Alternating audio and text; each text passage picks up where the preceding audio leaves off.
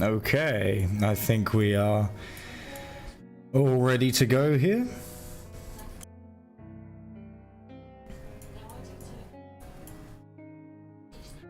All right.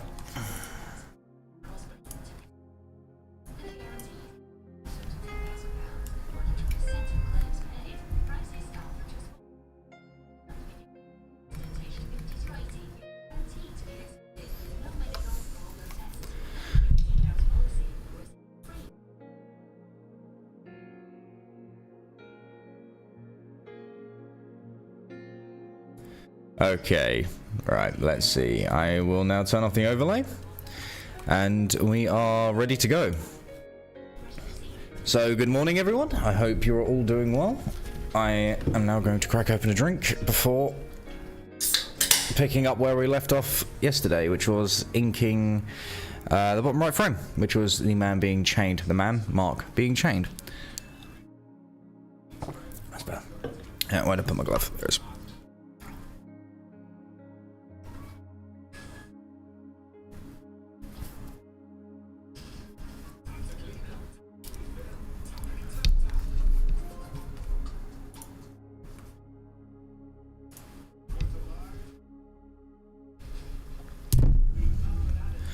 Okay.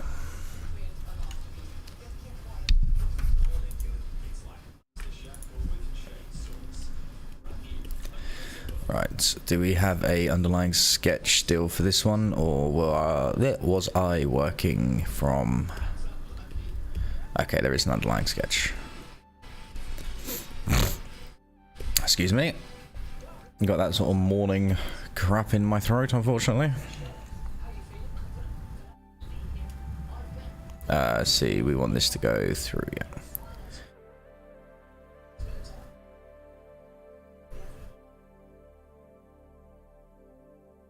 Okay, so through there. Oh, God.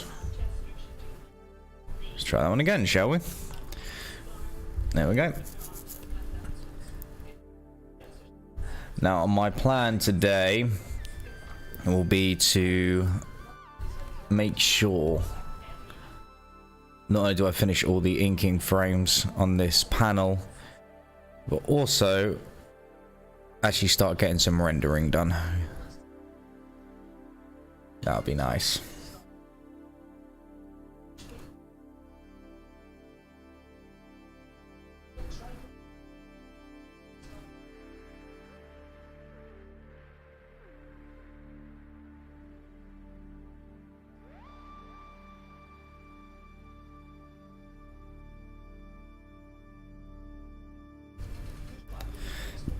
Okay, that's one part of the chain down.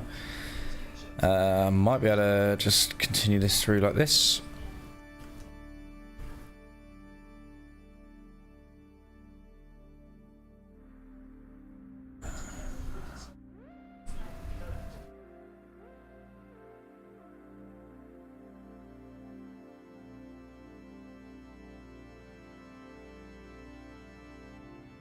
Okay.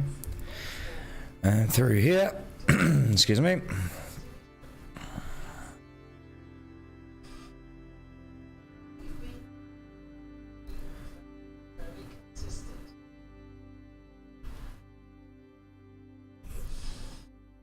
Okay. I think that first chain is done. Excuse me, sorry. I've just woken up and I've got a lot of crap on my throat. Crimson, there's an R in there, you moron. Crimson Swift. Thank you. I'm glad you're looking. I can talk. I'm so sorry. I'm glad you think it looks great. It's definitely getting there. So I need to get all these panels rendered, but there's definitely some rather interesting shots. I'm really happy with these two. So really happy with how these two came out, and I'm hoping this one will be just as interesting, or at least as detailed.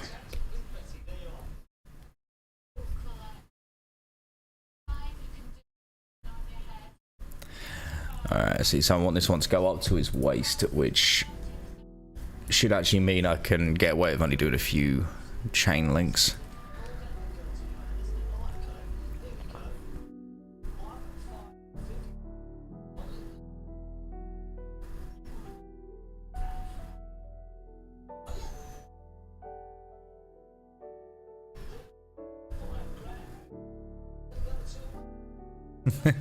And how was your work shift, my friend?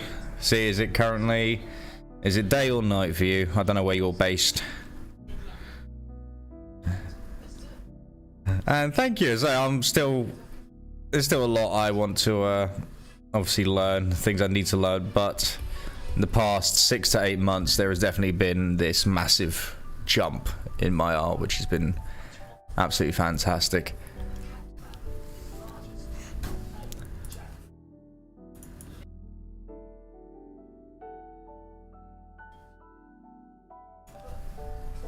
Alright, let's see, I think now once I've got this chain under here, I can pretty much just let the rest fall to the imagination, because I've already got the cloth.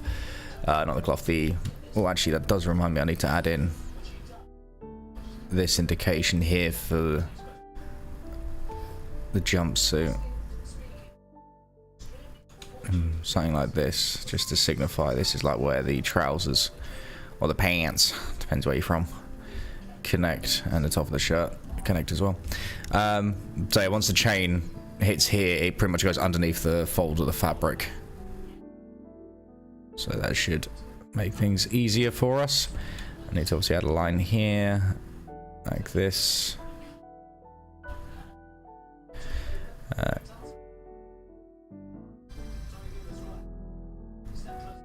I hate drawing chains and chain link fences and all of that. It's all so annoying.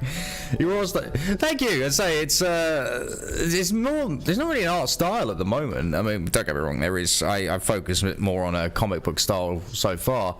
A majority of it is actually just your basic first couple of years drawing style. However, my influences, especially lately. If I can actually zoom in, I've been moving towards doing stuff in the similar vein of Albert Dawn. I would love to do stuff like Norman Rockwell. I'd love to do it, but that's a long way away. But I've been trying to do a lot of simplification techniques, mainly drawing like the shadow shapes and little indications and so on and so forth. Not only does it speed up the process, but it gives you a much cleaner read. See, like that. I'm from New Zealand, almost 8 PM here, and a bloody long day if I'm honest. I'm a transmission mechanic. God, that must get hot. Actually, speaking of, I mean, you're a transmission mechanic, but you'll probably laugh at this. So, I think it was it about 2 days ago? My wife went to work. And she normally goes to work around about 7:30-ish, 7:45. In the morning, of course. And anyway, I got up at 7:45 and got the dog out, this, that, and the other.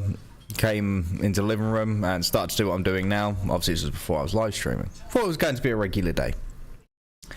It then hit 9:15. And next minute, I get a phone call. She, for the past about hour and a half, has been literally right around the corner from where we live because her tyre has gotten a flat. Okay, fair enough. Because where we live, there's quite a busy road. You can't just push the car. It's just too much of a nightmare. She decides to call her breakdown cover. They tell her because she's not more than 1/4 mile away from her residence, they ain't going to come pick her up. I mean, that's just utter bollocks. Eventually, though, thankfully, someone actually, while she's on the phone, someone actually turned up with a comment. Basically, it's like the automatic tire pumper. I can't remember what it's called.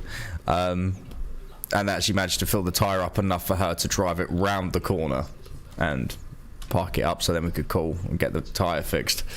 But yeah, because she actually sat there and thought, you know what, I'm just going to push the car until it's 1/4 mile away.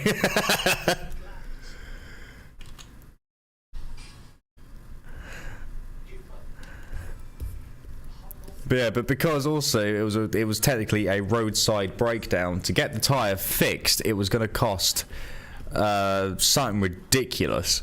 But as soon as she got it home and she called the place a second time, the price dropped. I mean, come on. I mean, literally, she must have been, what?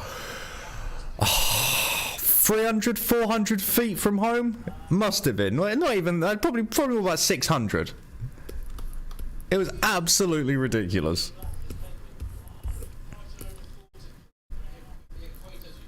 I'm sorry, I am going to make a disgusting snort now, sound again. There we go, sorry. I've just woken up and I am unfortunately a dirty smoker, so my sinuses are shot.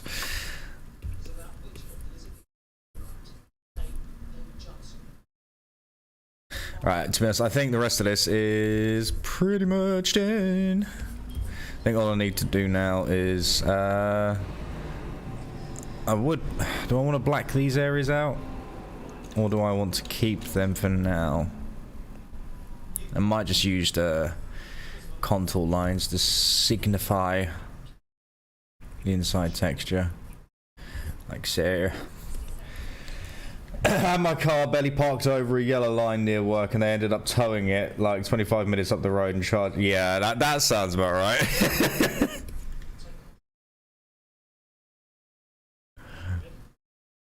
It's absolutely, sometimes it's just absolutely ridiculous when stuff like that happens.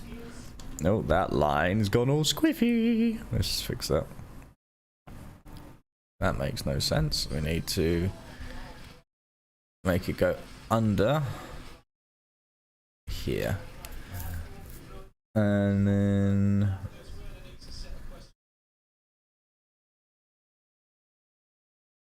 oh, 25 meters. Wow. Really? Oh my god. What a bunch of twats. Maybe 2 or 3 cars ahead of where it was. Jesus Christ.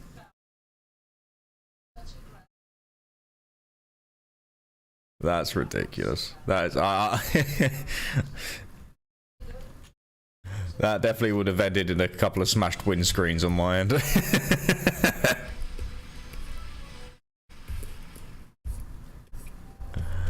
Alright, that's all sorted. Ah, perfect. So how long have you been watching the channel for then, Mr. Swift? Mr. Crimson Swift. Oh, I do actually want to add indication of the crotch area. Nothing major though, otherwise it'll be a bit, you know, in your face. Which is not something you always want, especially when it comes to the crotch area. There we go. It's a bit of thickness here. Right, I think I might add thickness to the overall hands, because obviously they're technically in front of the body, and we want them to be the main focal point, along with, well, actually not the main focal point, maybe the handcuffs would be the more main focal point in this composition here. But either way, the hands are, excuse me, closer.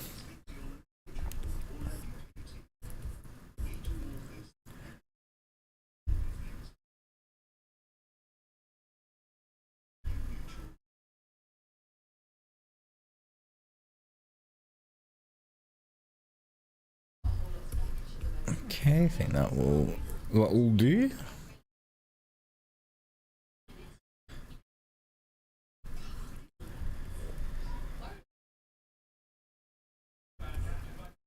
Yeah, that's better. That's 100% better.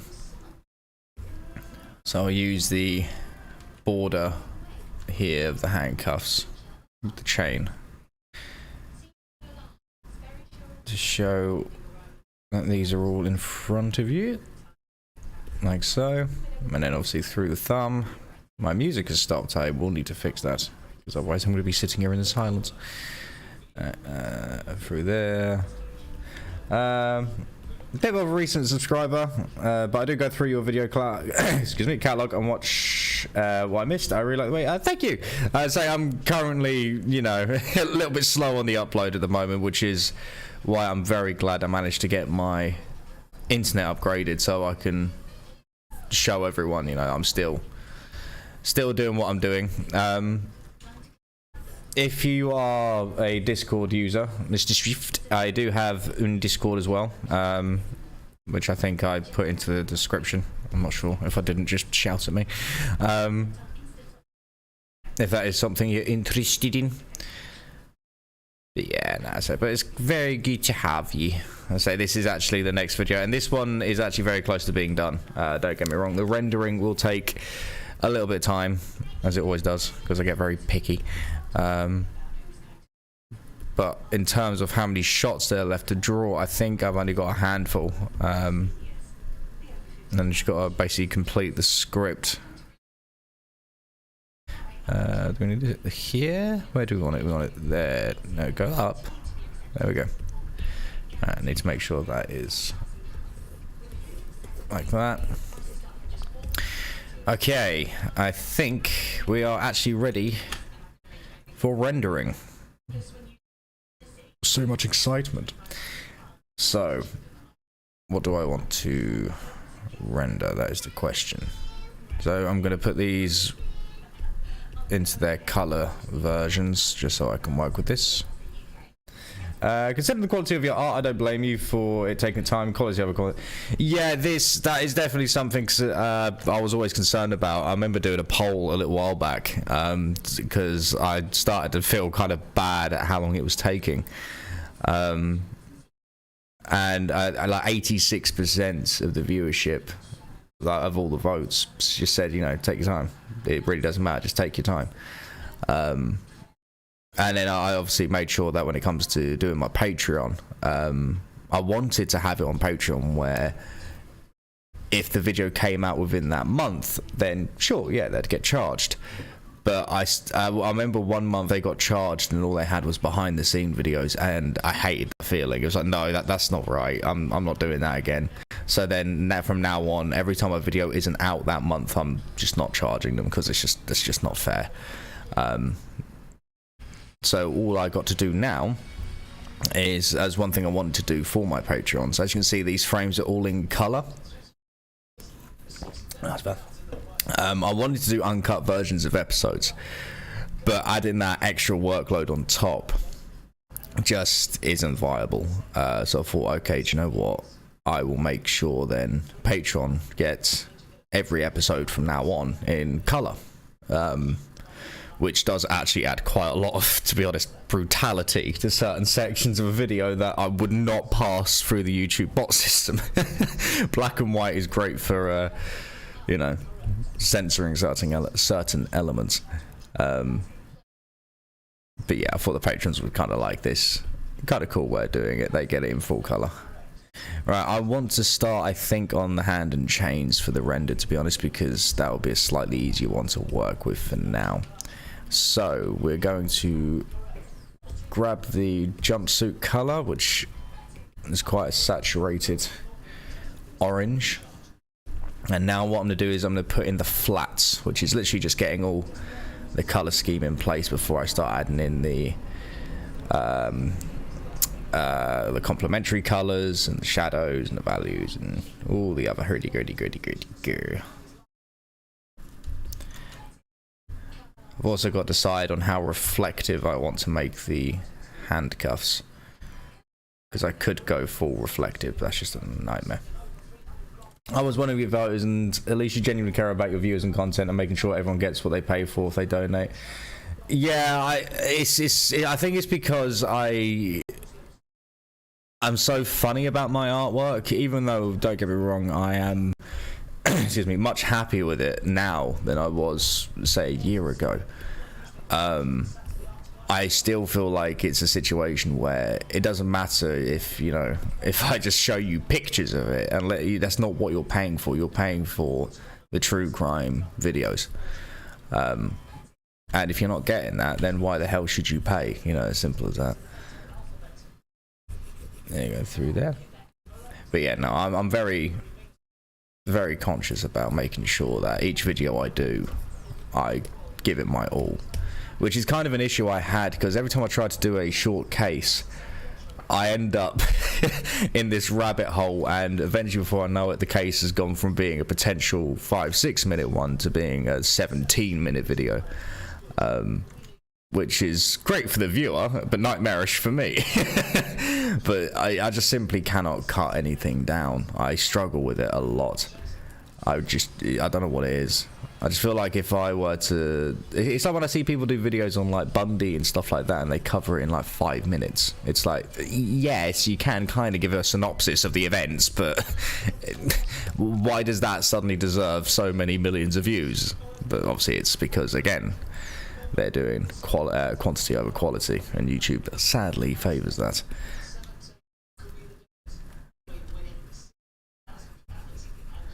But that's the way of the world.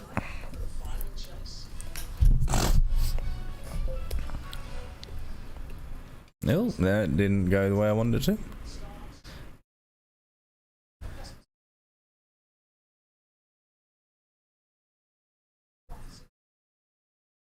Through ha, through ha. So I'm going to have to figure out the light source, but it's probably just going to be a very simple top-down light source, because anything more extreme would just be a monumental pain in the ass, and probably wouldn't come out looking anywhere near as good. I need to put my music on. Are we gonna play? There we go. It's meant to do that earlier. Going in between these chains is going to be a fun way to do it.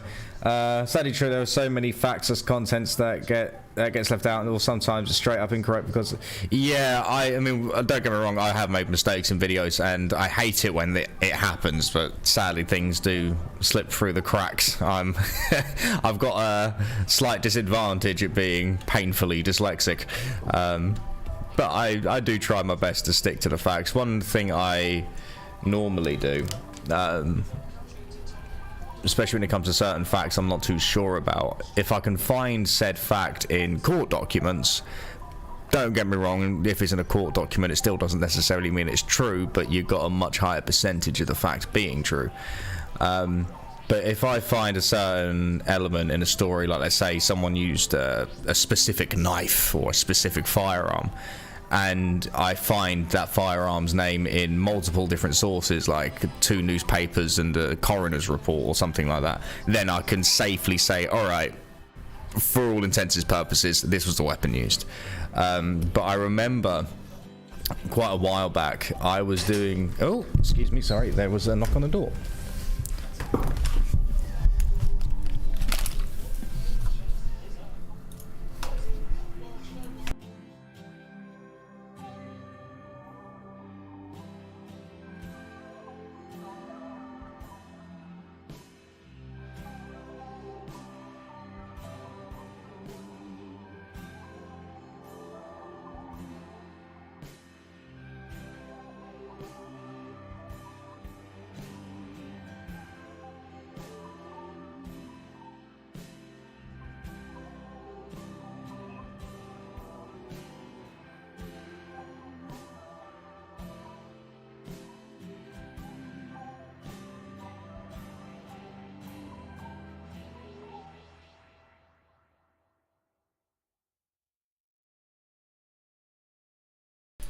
I'm sorry about that. The postman knocked. Apparently the neighbour wasn't in and wanted me to take a package. That's always fun. There we go. Right, what was I talking about? Oh yeah, I was talking about the cross-referencing facts, wasn't I? So yeah, that's normally how I will go about doing most cases. But I remember when I was actually... This is way back at the start of the channel. The second video I was ever going to do was actually on the Anthill Kids cult in Quebec that was led by Mark Theriault, I want to say his name was. No one is perfect, but there's a difference between neglecting the facts in pursuit of quick content and not being able to find... Yeah, there is a massive factor. There is a massive difference. The other one, obviously, you have to consider with a lot of the cases I cover is there is a severe language barrier. I don't speak Cantonese, Korean, or Japanese, or wherever else it is I'm working from. But I don't know, sometimes I find doing the Asian case to be a little bit more interesting because, unfortunately, and as some way I don't understand why, they can be a little bit more brutal. But yes, anyway, with the Anthill Kids cult, I remember reading from the Sun newspaper, great British newspaper that is also known as the Scum in the UK. They mentioned how the cult had used chainsaws to remove certain body parts and whatever else, and that was complete lie. That was complete fallacy. So yeah, and they also mentioned a load of other different things in there that was just complete and utter crap. So, and the reason I knew, again, as soon as I went looking at other sources, none of it was ever mentioned. It was just like, come on, really? I mean, I have no problem with people going into the colourful details. It's like I said last stream, if I were to ever be, sadly, in a situation where my life was ended in such a horrific way like that, I would rather someone didn't sugarcoat it. I'd find it disrespectful if they sugarcoated it, because it makes the person who perpetrated the crime look less evil, or less, you know, whatever the hell they were at the time. So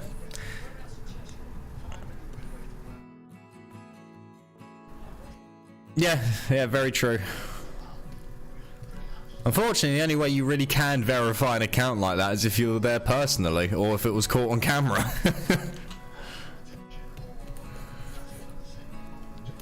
Because human memory, sadly, isn't a perfect thing.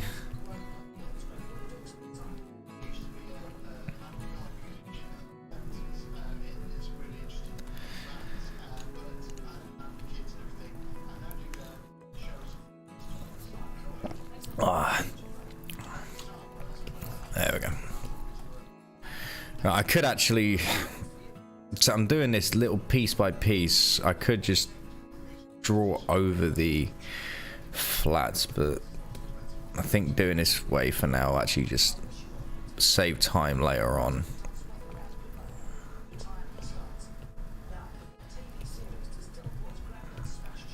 So what's your plan for the rest of the day, Crimson? Oh, and just to let you know, by the way, I will be doing these live streams pretty much daily.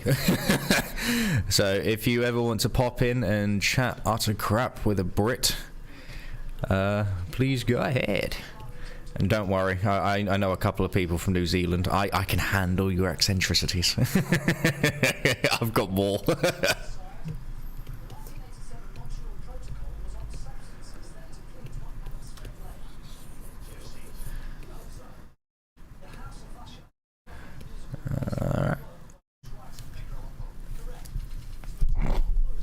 Okay. I do look forward to repurchasing my music license again, because I hate the YouTube audio library. It is the dullest crap in the world. Yay! Look at that!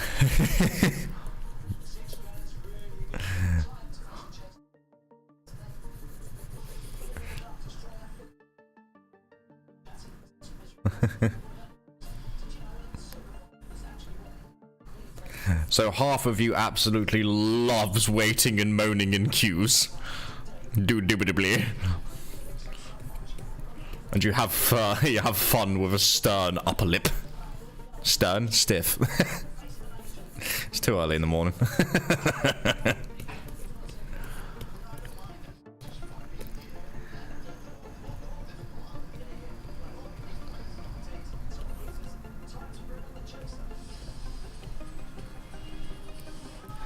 Alright. This is the most pain in the ass thing when it comes to doing things like chains. Just getting all the little nooks and crannies sorted out. But it's nearly dawn. And then once the flats are in, we can actually start playing around with the lighting. My plan for the day are dinner and decompression. That's completely fair. I assume you're on the same thing tomorrow, or have you got something else happening tomorrow?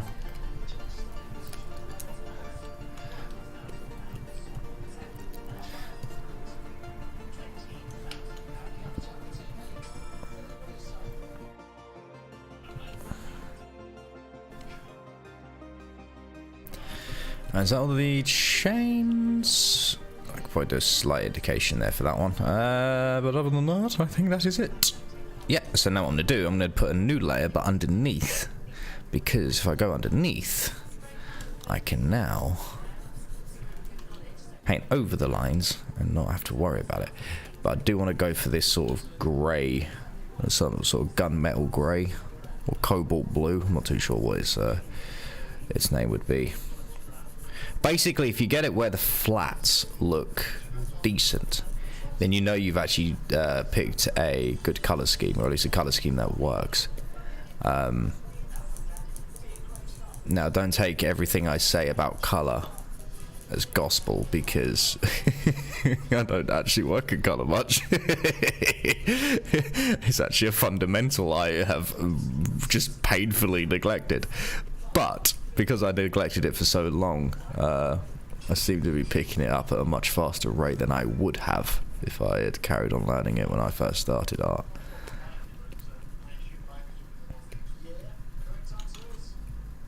Okay.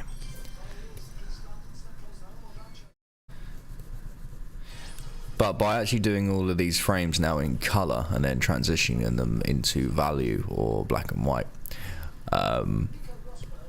there is actually a lot more detail, because I've noticed with colour I'm able to spot things that if they, if I haven't rendered them up to a certain level that I'm happy with, I can spot that with colour. With value, I actually couldn't spot it very well. Different cars and that, but same sort of just, we get all types here, from Japanese to Euro to old school US cars. You ever had to work on like some really weird Soviet Union era little, you know the car I'm talking about? The car that for some reason I really want to own. I can't drive, mind you, but I'd like to just look at it.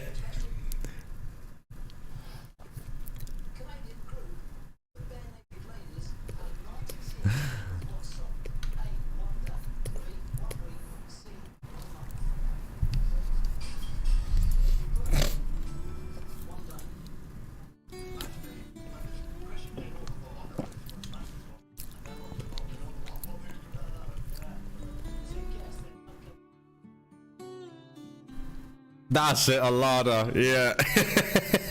I don't know what it is about them. If someone gave me a choice between like a Lada or a classic Mustang, I think I'd choose the Lada. I don't know why. Mind you, you'd probably get more miles on it, wouldn't you? I can imagine the parts are easier to find and replace. Let's see, right, Mark's skin tone is this sort of creamy colour, so I'm gonna actually make it here because we're working in this sort of skin range. So want the sun there. Let's increase this. What I'm gonna do is I'm gonna add a little bit of red tone into his fingers, because it's similar when you like when you're cold and whatever else, the blood vessels in your nose pop. You'll see a lot, especially in comic art, artists will purposefully make it, the blood pop in certain elements of the body, just to add a little bit of more oomph to a certain piece, even though it's not cold. So what I'm going to do, I'm going to add, it's going to still be in the same value range, so it's technically not any darker, or at least not that much. So if I were to actually change this to black and white after the fact, these would actually still be all in the same value range. But by doing this, it just adds a little bit more interest to the hands.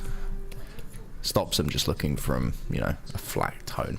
I've seen one or two of them for sale here. One of them for sale. How much were they? Were they a collector's item, or were they selling them really? Well, actually, I can imagine if they were really cheap, you would have bought one. So never mind. I can imagine somewhere they are a collector's item now, which is really weird when you think about it. I'm sure that wasn't the Lada the vehicle that during the rule of the USSR, I'm sure they had a lottery for a Lada. I'm sure that was something they had, because it was seen as like the ultimate car. The weirdest car I've seen so far is the 1945 Daimler, I presume that's how you pronounce it, Daimler Conquest, that or a 92 Lancia Y10, the tiniest car I've driven such seen. It was great, no power steering, spare tyre under the hood. Hold on, let me pull up an image of this Conquest. So I don't know much about cars, because I'm not a car man. I like to draw them, don't mind you, but oh, okay, so that's the Conquest. Okay, oh, that's that sort of awkward transition, isn't it, between 1940s to 1950s classic cars, isn't it? It's just not quite there. And then what else we got? The 92 Lancia Y10. Let's have a look. Let's pull this one up. And then the 92 Lancia. Yeah. Sorry, yeah, it was a Lancia. Yeah, Lancia. Oh yeah, yeah. I've seen one of these driving around where I live. It literally looks like someone smashed it so its arse ended. Why is it so flat? Why did they flatten it like that? Honestly, it makes no sense. I mean, that car just does scream 1980s, doesn't it? 1980s, early 90s. Driving to a Nirvana gig, stoned out of your head, or driving to a rave, completely stoned.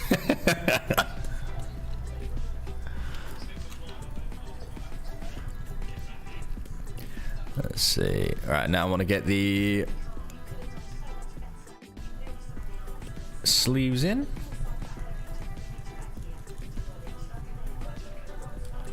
But funny enough, actually, like, when it comes to cars like Lancias and whatever else, I actually need to be able to get better at drawing those sort of 90s looking cars, because most of the cases I cover are from that time period.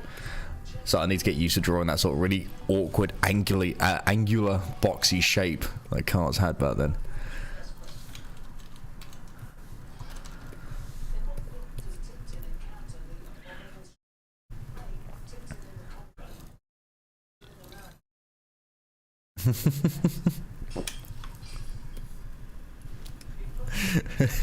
It was the 90s. It was trying to be unique.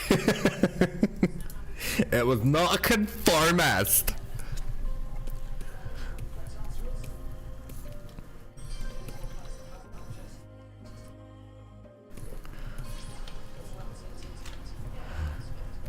Alright, there's a couple of little details here and there I can sort out, but I think that's ready now to be valued. Now obviously when it comes to these parts of the background, I'm just gonna, you know, do what every comic book artist does and add in the tone of the background of where he is. So this one is literally on his way into the forest, or at least being let out of the car. Yeah, there we go. Okay, now I want to start adding in the shadows and then the mid-tones, which is always fun.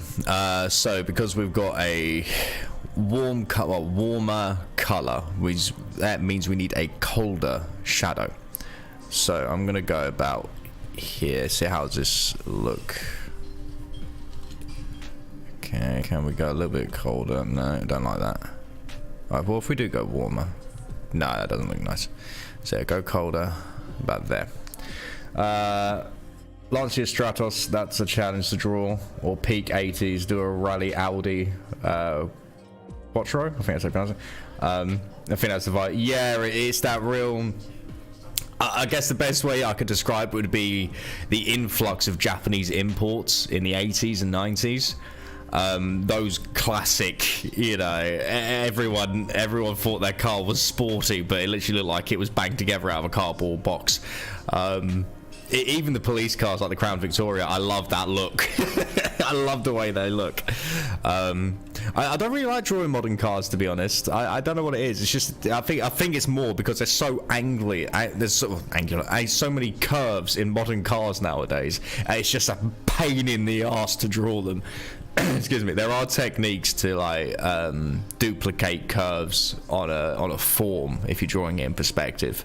There's an artist called Scott Robinson, and he shows all of these architectural techniques that, as I say, architects use to perfectly duplicate corners and curves and whatever else. But it just takes so damn long.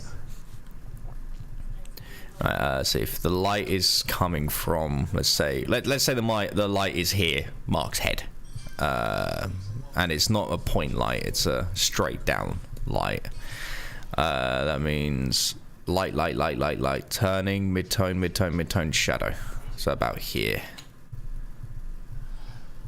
Something like this, I reckon. Now obviously this here will all be in shadow.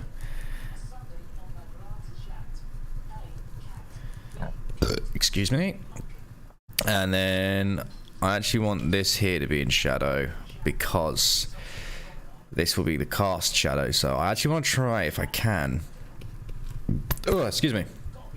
All of the I'm reading your message instead of having my thought there. Okay, all the modern crap looks like the same to me anyway. Draw an SUV with no badge and say it's 10 different models. Yeah, to be honest, I actually now that you've mentioned that, I can actually show this ironically. Where is it? Cheshire Home Invasion, Art, Act 1. Let me pull this to the top. I've actually already done that. Is it, is this a Chevy? Is this what? Let's see, I need to... Where's it gone? I know, it says somewhere. Oh, God's sake. It's because I'm working with all these different, There you go. I'll do this instead. Right. Okay, if I just save this quickly. There you go. Let me show you this. I'll do it on a new one, otherwise it'll be a nightmare. There you go. So, can you identify that one? Or can you identify that one? I literally just looked up truck, and every time I did, it was either that style of SUV, which is kind of that what, Chrysler, I guess, more of a Chrysler model, and then that one sort of came up as the classic Chevy. But then, like, every other truck I looked at had pretty much identical features. I'm sure if you really examined it, you could figure it out. But I just got to thought, right, just draw a general curvy shape and give it chunky tires. Oh, so yeah.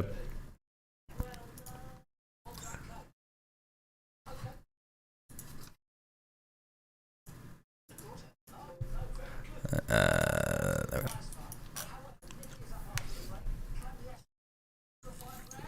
Oh. Until it's time. 20 past 9. Excuse me. I'm just gonna load up my vape because I'm a vapor, bro. There we go, bro. Alright. There we go. Yeah, I know. I think I was because the way I normally find and use the cars is I'll find a 3D model on a site called Sketchfab.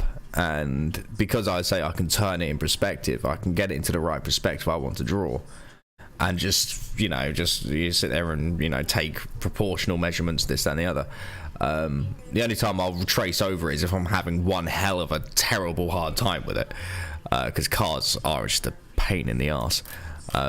Like this one here, I drew from taking measurements and whatever else, but even so, like the back tire's a little bit off and whatever else. I just kind of sat and thought, man, do you know what? The general shape is there. It's fine. A Chevy truck was easier because it's such a simpler shape, but the bloody SUV was a pain in the arse.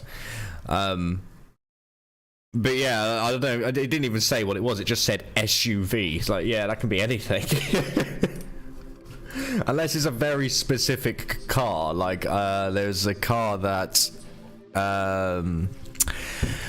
Miyazaki Matsumo Miyazaki, the otaku killer. I think it's Matsumo or something. I can't remember his first name. He had a very specific car which I have actually drawn.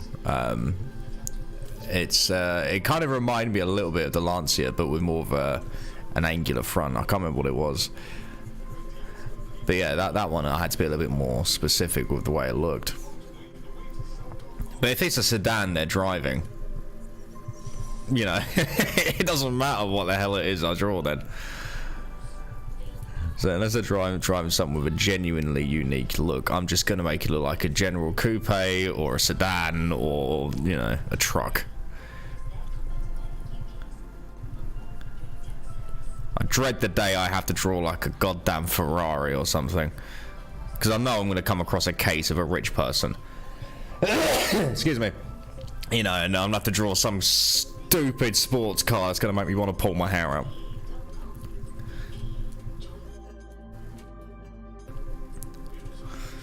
Oh, look at all the cylinders and cut lines it has. Oh, isn't it fancy? Sounds a fucking piece of shit.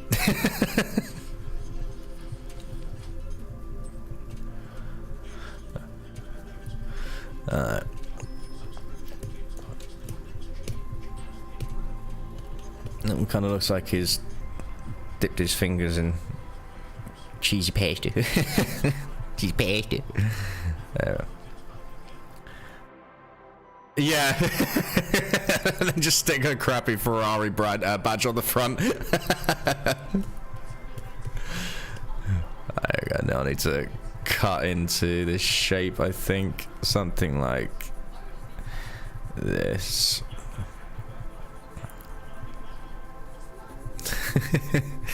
Yes, along with the go faster stripes.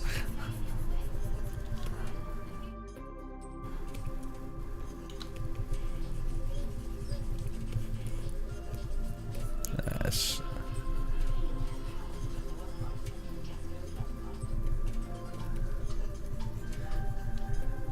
There we go, that'll do. I'll do for that. Actually, I probably could increase it a little bit, but I'll get everything else in place first, if that's something I want to come too tricky, because it's quite a basic shape here. Alright. Now this is here is going to be in shadow because of the fabric.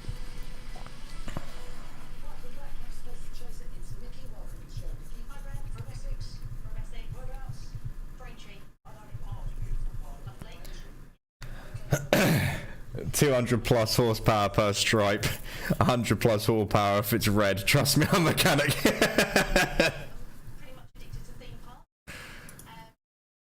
Oh, apparently my stream is not receiving enough video to maintain. Let's see. You may experience buffering. Let me just do a speed test on my end. Might get a little bit low here.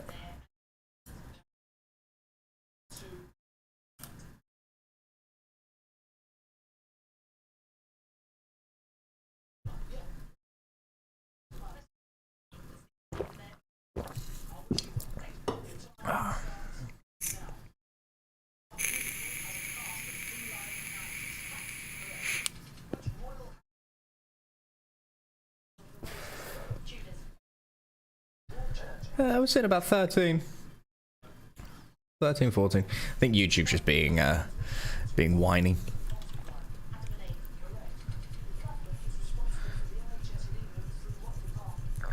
There we are.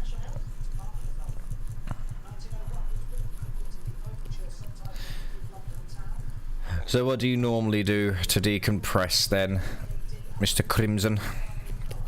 Are you a man who plays those video games? Play all the games?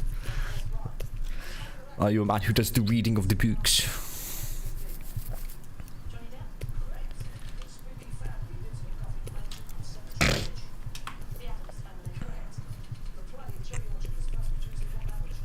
There we go. Hit that vape, yo. Yep. Oh, the vape's temporary until I'm allowed to have a cigarette.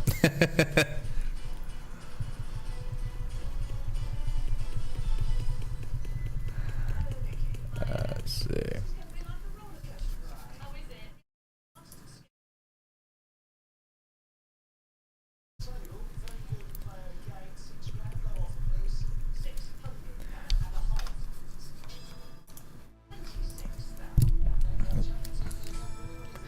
Okay.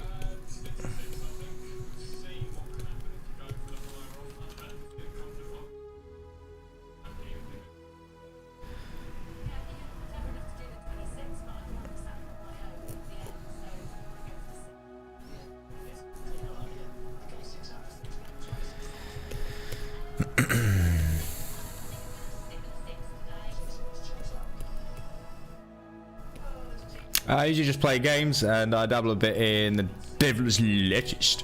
That's fair. I can't touch the Devil's Lettuce anymore. I used to do it when I was it's not here. When I was a teenager, I used to constantly smoke it. But then started whiting out. Like really badly, and I've tried 3 or 4 times in the past couple of years, and each time's the same thing, so clearly my body is not happy with the stuff anymore. But that's alright. That's alright. Now, what type of games you play? What is your favourite video games?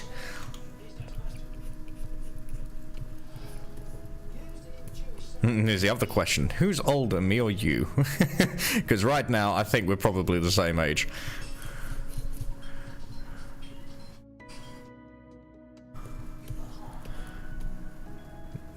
This is coming out lovely. Starting to see the shapes pop. Gonna want this to come in like that.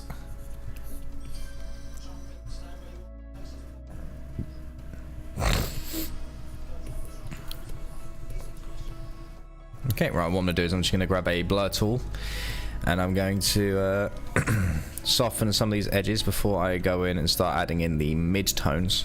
Sorry, not the mid-tones, these are the mid-tones, before I start adding in the highlights. YouTube's not happy, it keeps saying it's not receiving enough bitrate, but it pretty much is. So if there is any buffering, I am sorry. But this is the first stream issue we've had in the past 3 streams, so you know, not too bad all things considered. Right, okay, now let's say this is the mid-tone. I want to go brighter and say this is the highlights.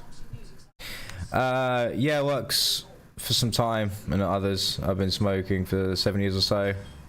Legal for fair enough.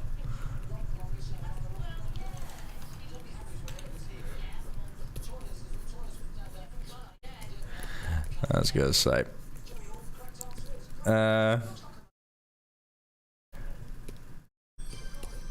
I say house, it's a flat. You're only 3 years younger than I am. Only 3 years.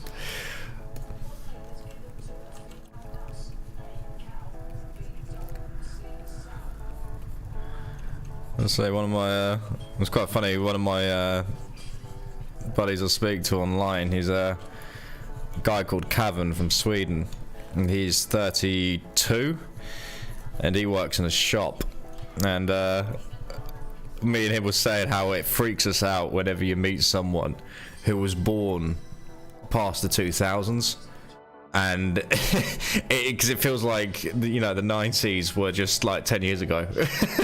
So when you see someone who's got a license that says like born in 2005, it makes you go, you know, you're a fetus. Apparently when he ever has to ID someone in the shop and it's like, you know, they're born in like the early 2000s, he just looks at them like, I think you're old enough.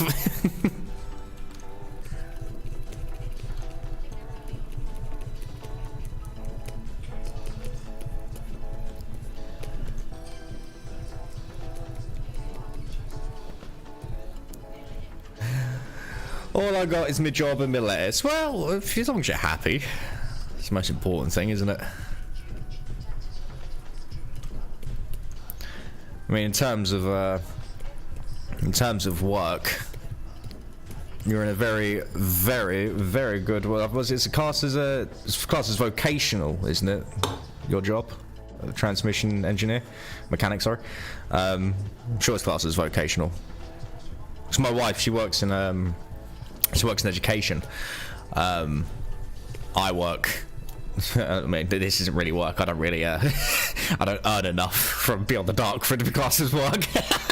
But I have an evening job where I spend my time being the old grumpy janitor, cleaner, custodian, however you want to call it.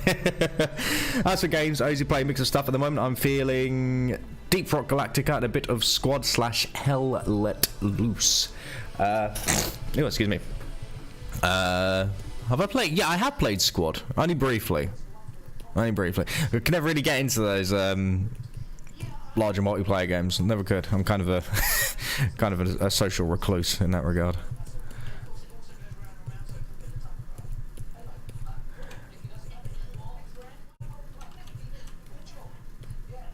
Oh well, I'm. Where's my layers gone? There's my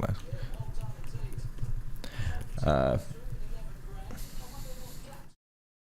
Just turned 21, and he has a 3-year-old. Still freaks me out.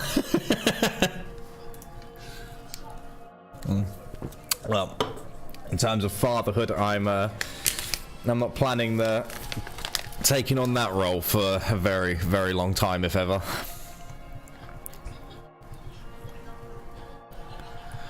I say I clean up after children day in, day out. If you ever need a contraceptive, just go clean there. Go clean at a kindergarten or something. Right, now I'm actually going to add in the darkest values here just to make the arms pop. Basically, if I can get the arms to look decent, then I'll know I've got all these value ranges, and I can then just use a color picker on the arms to then do the rest of it.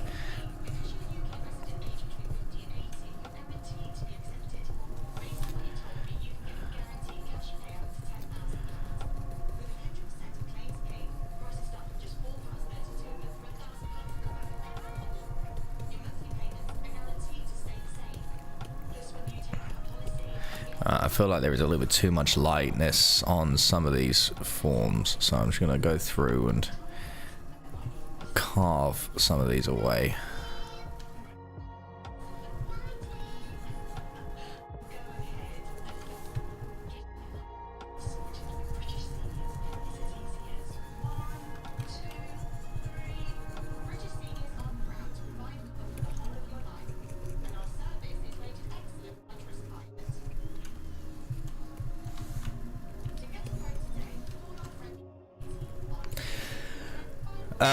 By vocational, I assume you mean trade. Yeah, I think that's what it is.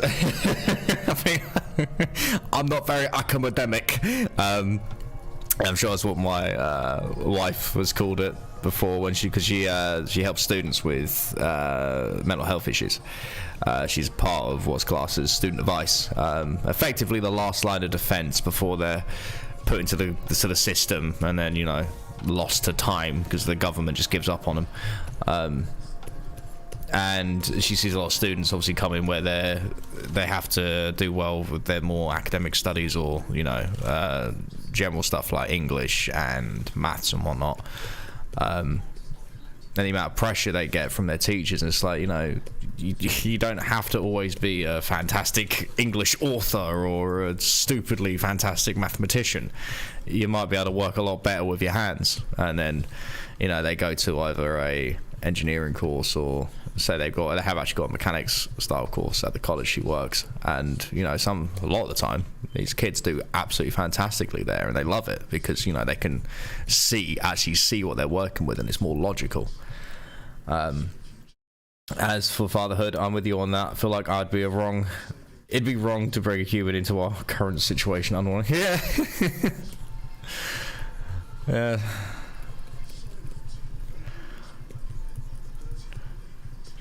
So I'm quite a pessimistic person in life, and but to be honest, I've read about the constant worst things in humankind. My outlook on life is going to be a little bit shitty. But it does mean though, when I talk to people in shops and whatever else, I'm a little bit more like, please have a good day, and in my head I'm going, please don't try and walk home and get murdered. I read about that all the time. So if today's your last, I'm going to be nice to you. Alright, I think those sleeves are... Yeah, there is definitely some form in them sleeves. Probably could do better, but fabric folds and forms are a major weak point for me. So I'm just going to indicate that there is something there. Excuse me. So I keep waiting for my front door to knock because, let's say the postman turned up earlier. and dropped off a parcel for my neighbour. So I keep waiting for my neighbour to knock on the door. Sad to hear it's the same situation for mental health over here. There are over there as well as here. There's no support for anyone here. I've had personal experience, and they legit forget. I was like, yeah, no, I completely understand where you're coming from. In this country, it's horrendous. There's been situations where my wife has also called places like the UK version of Child Protective Services. I can't remember what it's called. It's completely left my brain. And they've turned around and said, well, also places like when when a teenager's like, they've left home and they're now technically homeless, and these places have gone, well, they have technically got a home to go to, so we can't do anything. So yeah, but in that home they're suffering horrendous trauma. And they're like, yeah, but it's still a home. It's like, Jesus Christ. And then as soon as something bad or tragic happens, they're the first ones to go, oh, we did everything we could. So you done nothing. So she's, I see her pulling her hair out all the time with it, and it's just like, oh my God.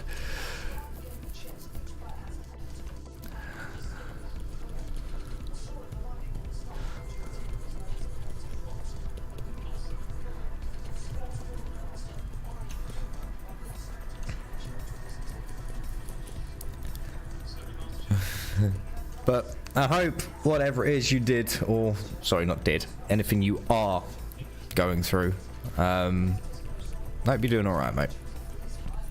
So I hope you're doing alright.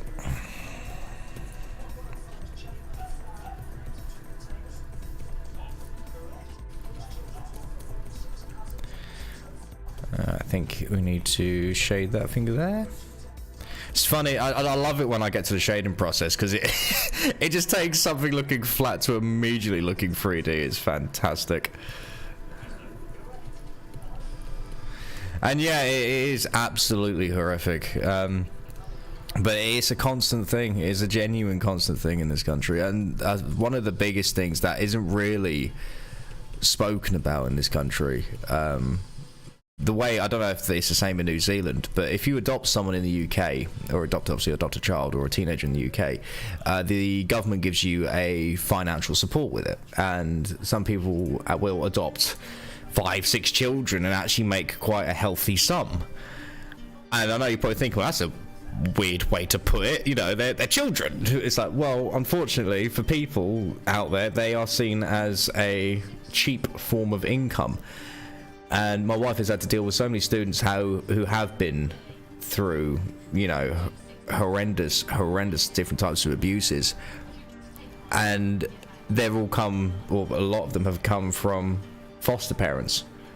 And it's just absolutely ridiculous. But because the foster system is so desperate to hand over these children, and basically get them through the system as quickly as possible, they'll do like the bare minimum when it comes to background and safety checks. And I can understand they're overworked, but this is someone's life you're screwing up. This is someone's life who could potentially lead them to even, unfortunately, hurting someone else because of the trauma they've suffered, or hurting themselves in a horrendous way. But they don't care. It's it's horrible, and it's such a hard, because it's like, okay, well then what's the solution? It's like, oh no, to be fair, I don't know either. Because it was such a horrendous thing. It's like, how do we fix it? But there is no real answer to fix it. I'm sure someone more experienced in the field could say, well, if they did this, this and this. But, it is genuinely horrendous. And that's alright, mate, that's alright. So I'll never sit here and go, oh, I understand completely, because that just completely undermines whatever it is you're going through. But I can at least say, from a situational standpoint, I understand, within certain reason, of course, because everyone has to deal with it, or deal with whatever it is, in their own way. That's why I hate people that sit there and go, oh, I feel exactly the same way. It's like, you can't. Everyone deals with something differently. Yeah, that's a good looking hand. That's a damn good looking hand you got there, boy.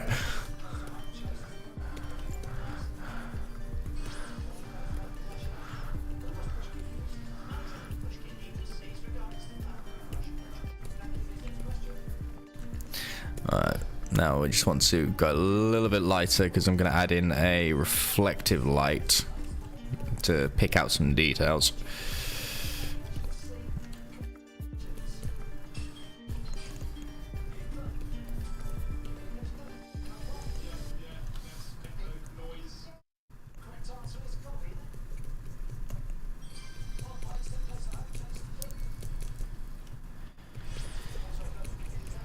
And now what I want to do is I want to add in some highlights.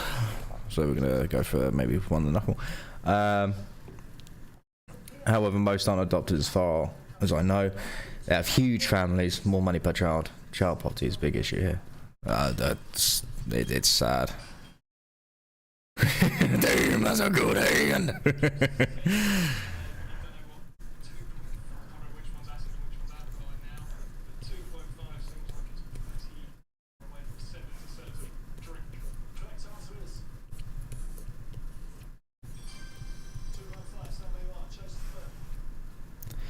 I'm just gonna.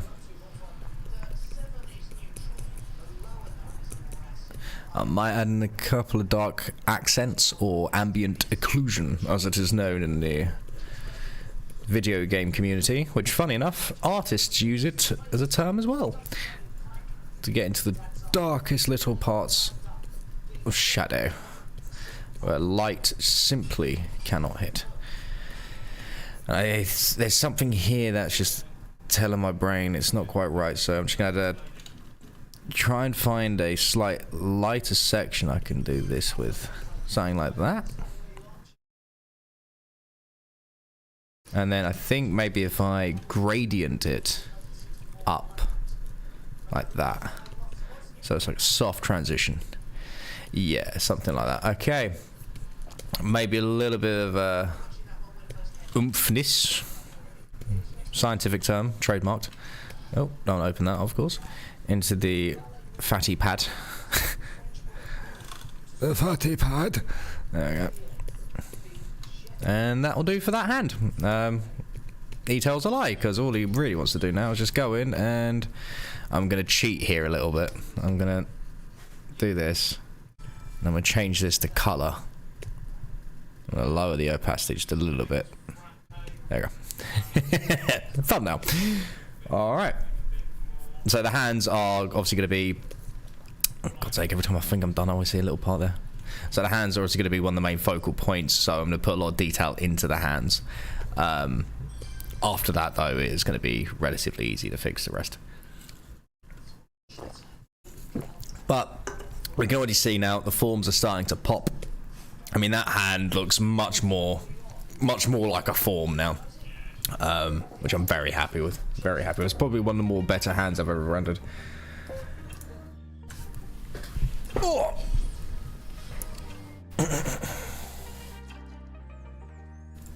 Right.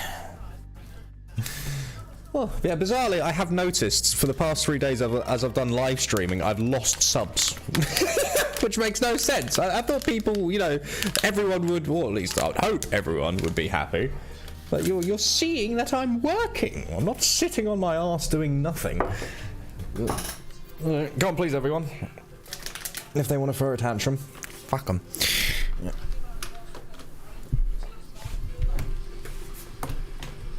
Let's see, I'm just gonna quickly stretch my legs because my chair is a little bit uncomfortable.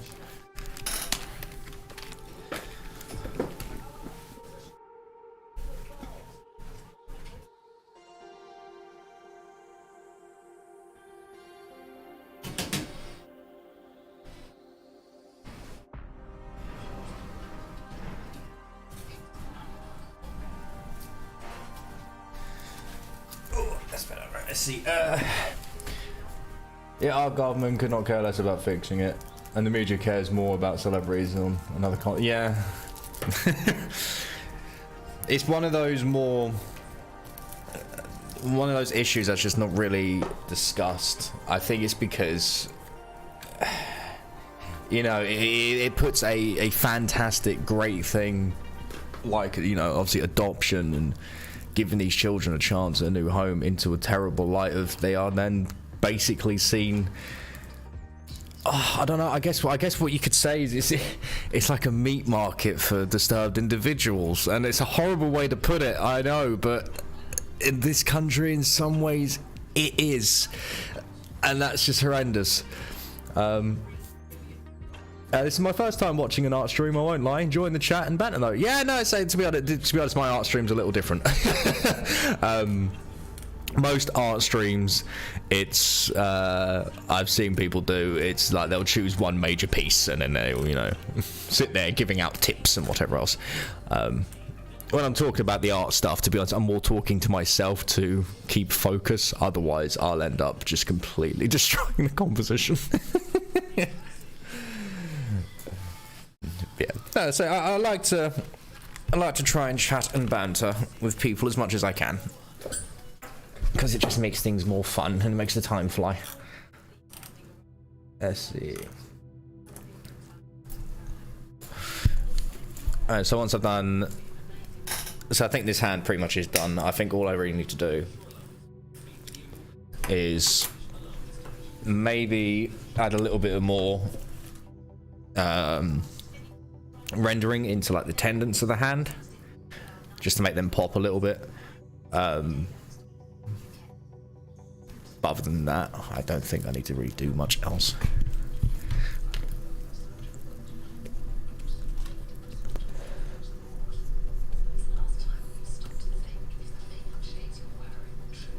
Nope, that was the wrong value.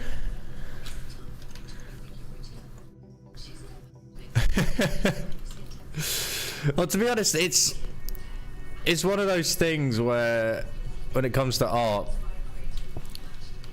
understanding how to do shading, it's as a concept, it's not hard. It's putting it into practice, because it really requires you to like turn a form in your mind. Like, for example, you know, we all know that the way this finger here is going is, you know, it's going up like this and around, and then this one's going like this, and then this one's going like this.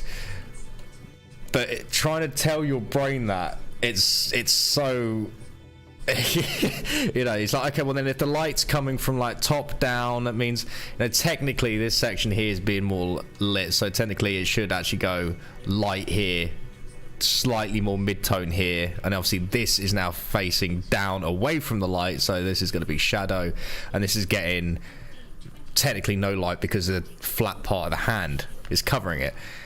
But you know, it's just trying to stay on top of that sort of thing.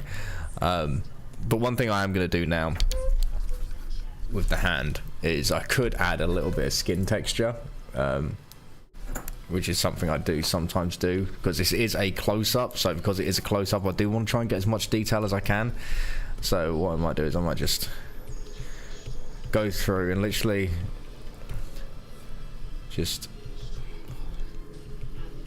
do this,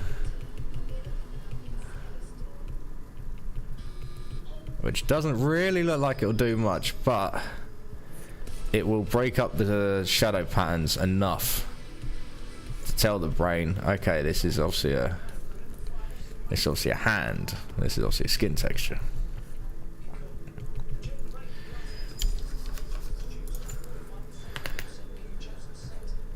Yeah, it's literally all art is. You're tricking the viewer into seeing something is actually a 3D form. I mean, because obviously all of it is an illusion, which is why when you get people like, oh, I want to do something, draw something hyper-realism, which, yes, you can do, but, and I've seen a lot of people say this, like, oh, you know, this person didn't get accepted into, like, this college because all of their drawings were hyper-realistic. That makes no sense. It's like, well, it does make sense.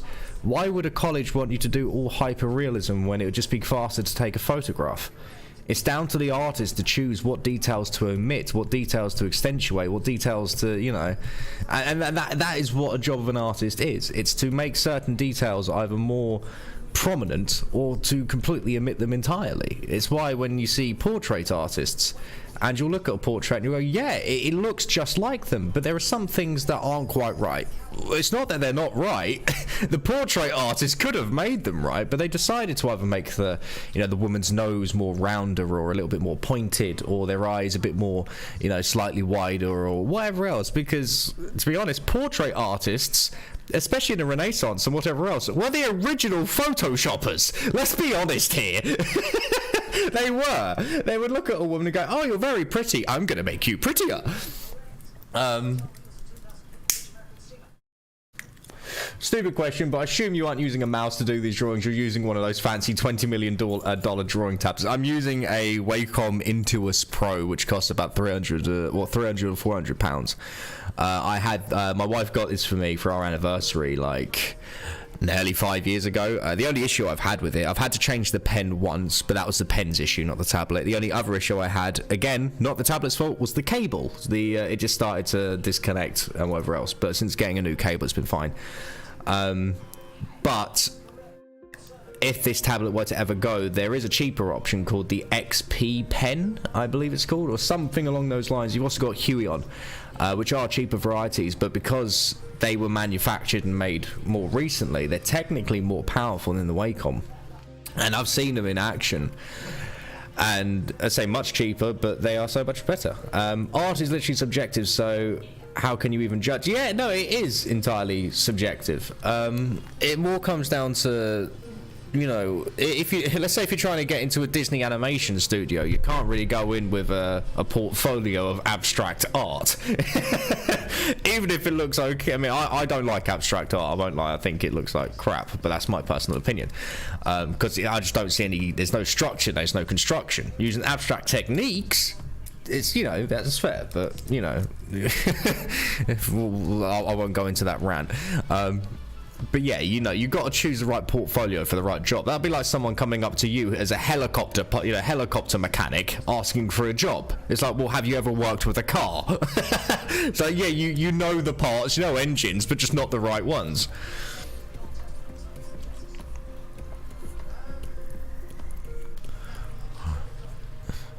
That hand is done.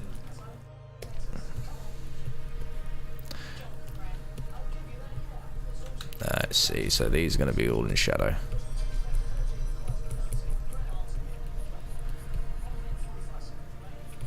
Yeah, £350 is like 20 million New Zealand dollars.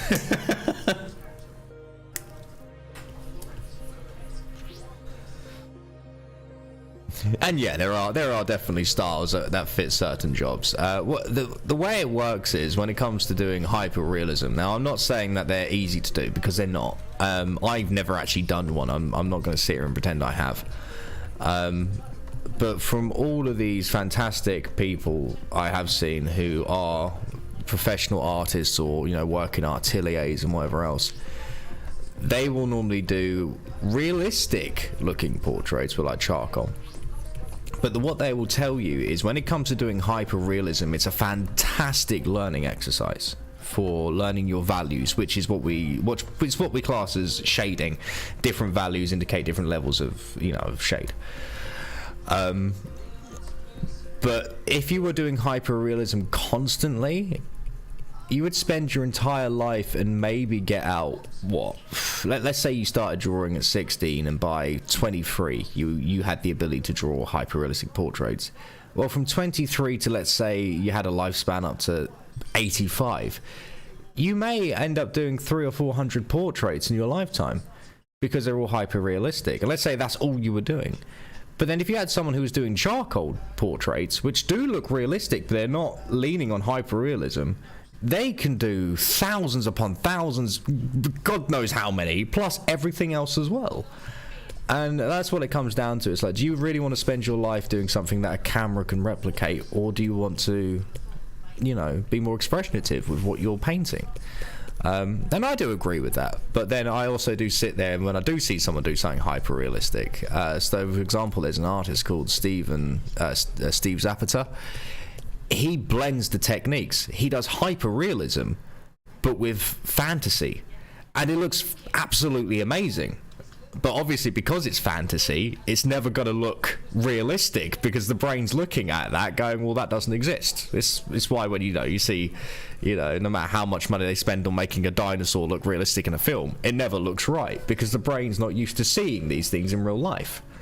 It's why, as an artist, you can get away with drawing something like Galapagos turtle or tortoise, Galapagos tortoise, or is it no, it's tortoise, isn't it? Yeah, I can get away with drawing that and making it a little bit weird, and no one will really notice because you don't see it every day. Somewhat out of the blue question, but you being an artist, does the emergence of AI art make you worried about the future of the human-made art? I've seen this come up a lot, and I've seen people go rabid with that question. I personally don't ever think it will be an issue, because we've now, I mean, if you compare it to, say, music, there are so many people out there that listen to, I mean, you yourself, I don't know what type of music you listen to, but, I myself like to listen to, metal, blues, country, folk. And all of that's done with people using, obviously, instruments. They do obviously throw in some synthesizers and whatever else, but it's predominantly man-made music. But then you get people that absolutely adore club music. Well, what's the difference? Club music is, it's done on a computer. It's not done by AI, per se, but it's still electronically made. I see the same with AI art. I see it as a potential tool that can be used, but I don't think it'll ever completely stop people just using it. And I think people make too much of a big deal out of it. As long as people aren't affected in their jobs in the industry, then I don't see it much of an issue. I see it maybe as a fantastic way to get reference imagery, because every artist needs reference. I mean, I used a reference for this because getting these hands to look right was going to be tricky. So if you then got an AI that can, you give it a couple of prompts and say, right, I need like a cinematic scene of a man standing on a roof and it's raining and it's a low camera angle, and AI can make that for you, and then you can use that as a point of reference instead of spending God knows how much time gathering all these resources together using Flickr and Adobe stock. You can get it within seconds. So no, I think it more comes down to the company than the actual creation of AI. But that's just, that's where I come from. I'm sure there are people out there that would wholly disagree with me and see what I just said as heretical, but that's just how I feel.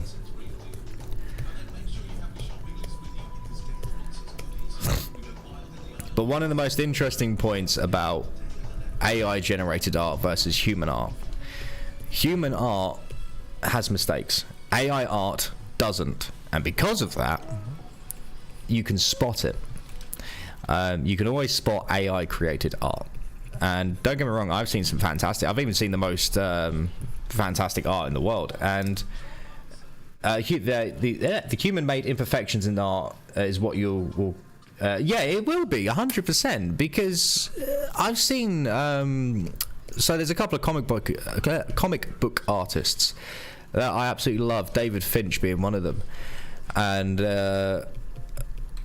what I've seen, they will break perspective on certain objects, not really intentionally, just because they'll sit there and go, no, that'll work, that'll be fine, and the brain doesn't pick it up, of course, but technically it's a complete mistake that you should be able to spot straight away, but you don't, because everything else works. It's little details like that AI will not be able to obviously replicate. Even if you put in some form of random generator, it's still following an algorithm that the brain doesn't require, and that is what will keep human art from staying human art. It's so unpredictable. A line might be off, or this might be off, and it's this, it's just how it is.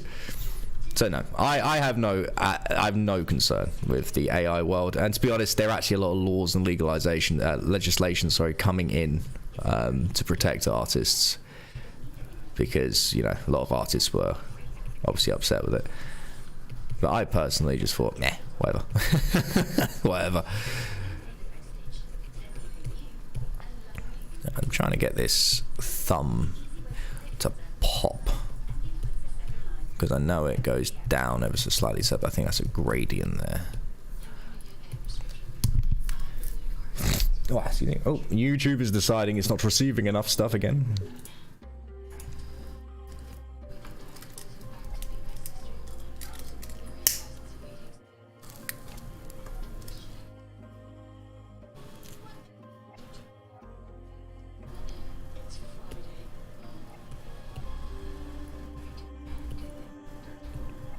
I think, to be honest, I can get my sort of highlights in.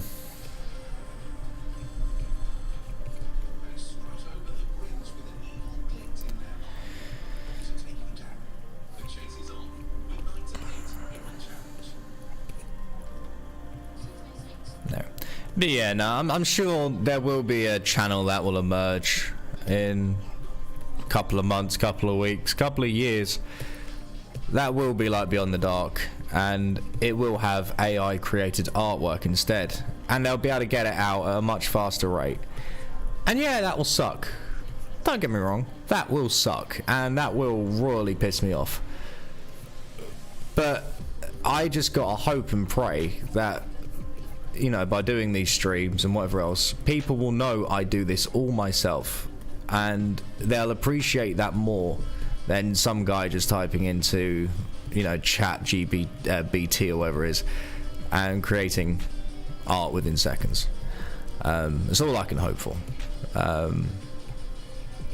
But in the real end, it doesn't really matter so much, because Beyond the Dark has always been more about a journey for me as an artist, in helping me become better at it.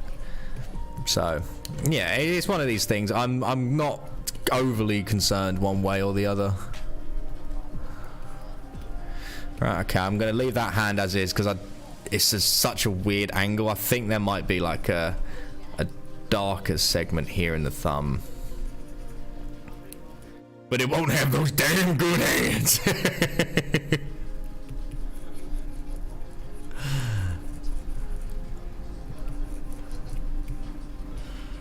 There we go.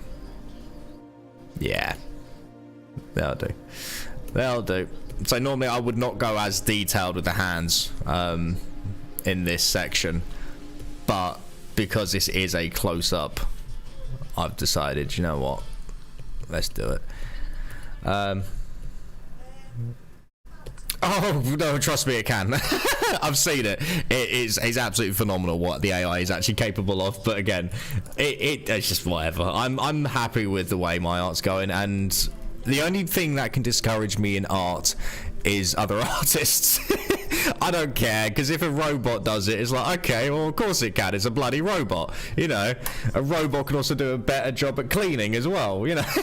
So I'm sure there's a robot that can do your job as well. It doesn't mean anything. It's like, okay, still a robot. So what? It's when you see someone else do it that makes you go, bastard.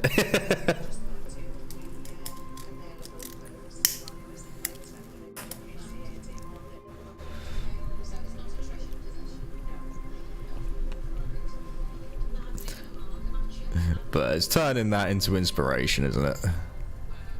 Let's say it's like, let's say recently when I met this that Swedish guy Kevin, that guy has been honestly a godsend for me, and I don't think he realizes it either. But because I've spent so long doing art by myself and teaching myself, not having, because I've never been to college, I never paid any attention to art in school. I just decided one day I really wanted to learn, because I was at a point in my life where I had nothing really to hold on to, nothing really to follow, and I felt like I was just drifting. And I started to study art, and the crazy thing about art is no, I don't want this to sound pompous at all, but it does make you see many flaws in your character.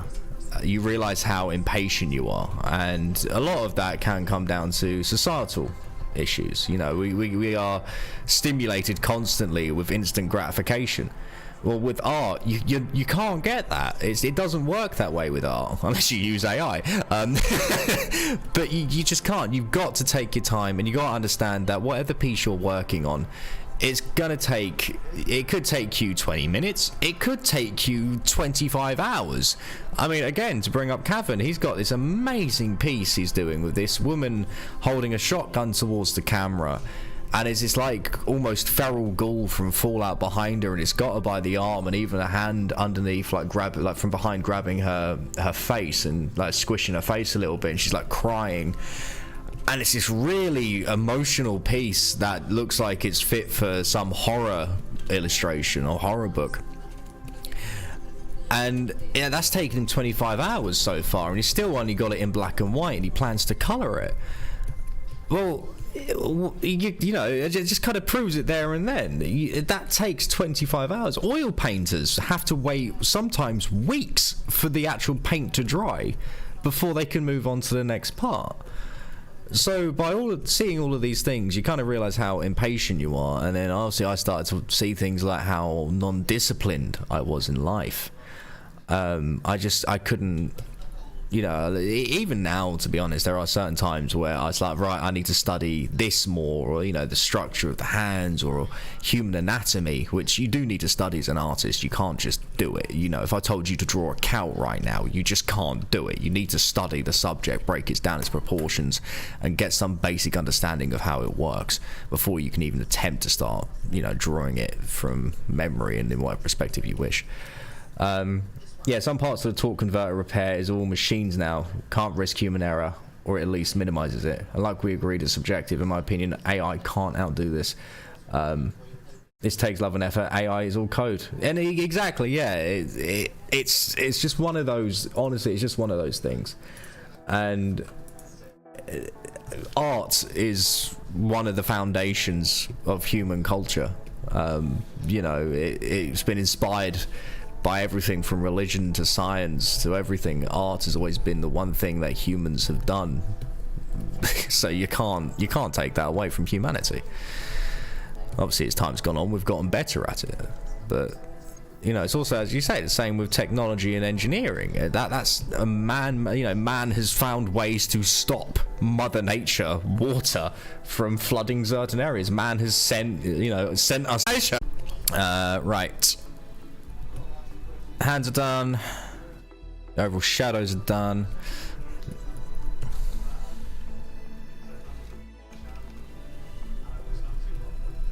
Just gonna do that. Do that. Right. The only thing I really need to do now is go about getting those chains in. Excuse me. Add reflected, and obviously get a few of the cast shadows in as well, which I'm just gonna do a simple go around the edge and add a darker value, because that's why I wanted to do top light. You can be a little bit more simple when it comes to lighting these.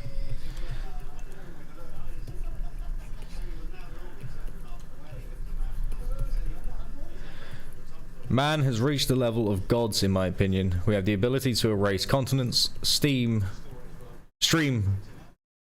Sorry, my brain has just completely stream buffered hard in the last 30 seconds, so I missed what you said. No, it's alright. It's I don't know why I mean it. It's been a bit funky at the moment, but yeah, no, I pretty much just what you said there. Man has done everything, and ironically, you know, we're kind of a race that does dangerous things. You know, and then when it blows up in our face, we go, well, it might have killed people, but there is some, you know, applications to this thing we just worked upon. Yeah, no, I mean, we are, as a race, absolutely fascinating, but we are also unholy dangerous. But that's the way it is, isn't it? Why does that come out darker? There we go.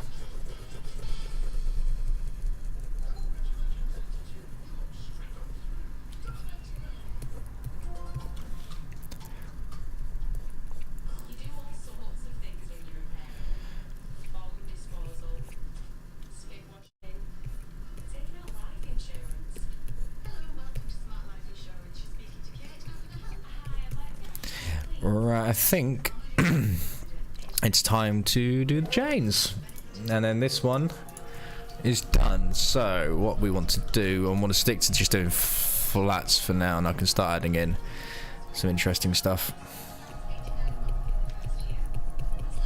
So I'm just going to do this, do this.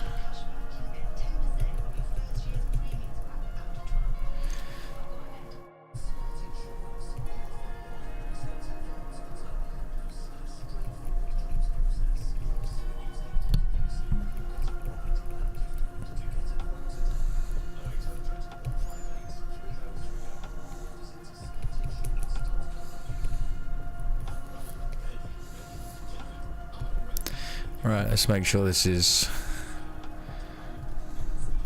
right.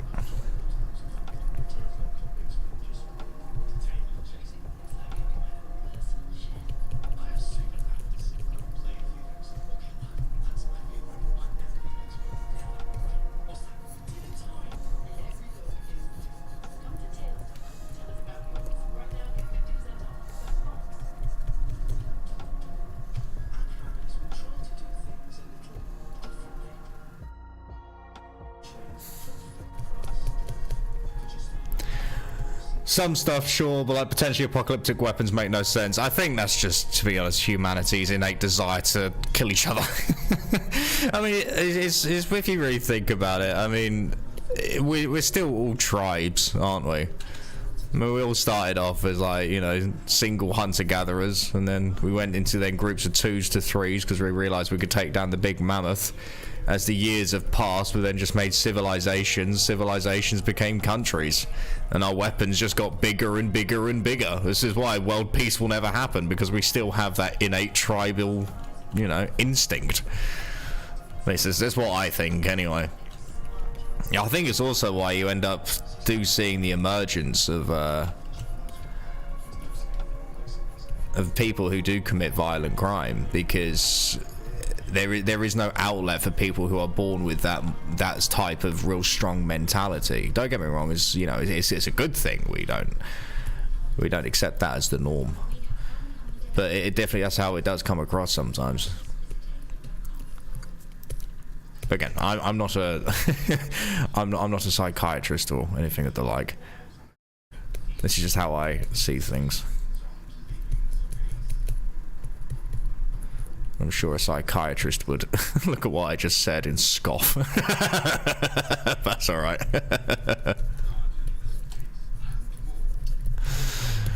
I'm not a philosopher either. Save all the awful philosophy for the people on Reddit.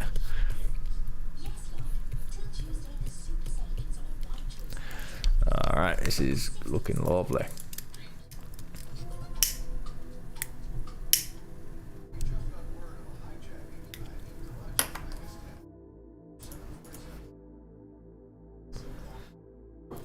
Alright.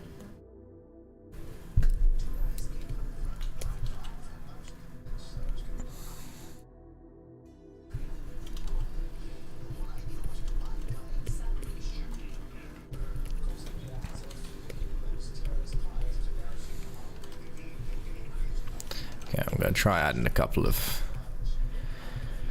underlined sections. We're all animals still, just with fancy tools, nothing else can create. But mentally, we're still primal and barbaric. I've been keeping up the Ukraine war and the war. Yeah, it is absolutely horrendous over there, and so many things that just aren't being reported on. It's genuinely a horrendous situation. I remember watching, obviously, when it first happened. It's just insane, absolutely insane.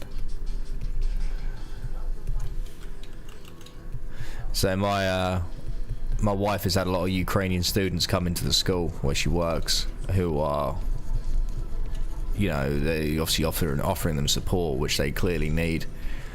And some of the stories they tell are just gut-wrenching. Something you would not expect to see in this world anymore, but unfortunately we do.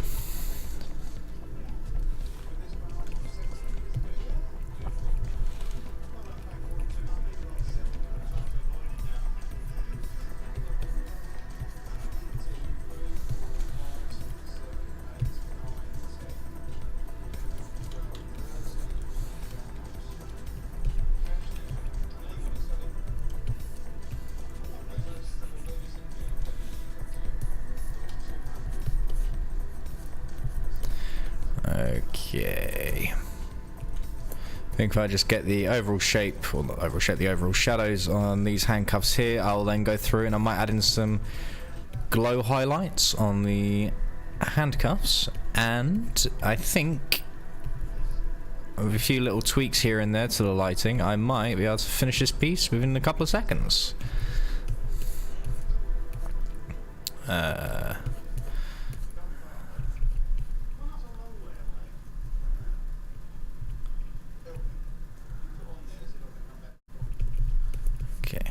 gonna add a little thing there. A little thing there. Alright, if I look at this from afar. Right, one thing I do wish to add a slight darker parts here. And slight darker parts here.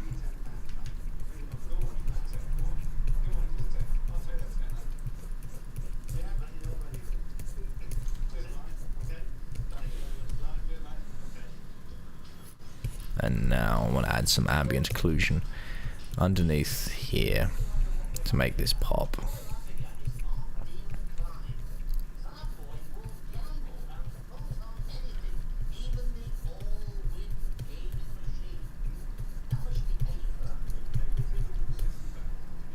There we go. That makes that pop.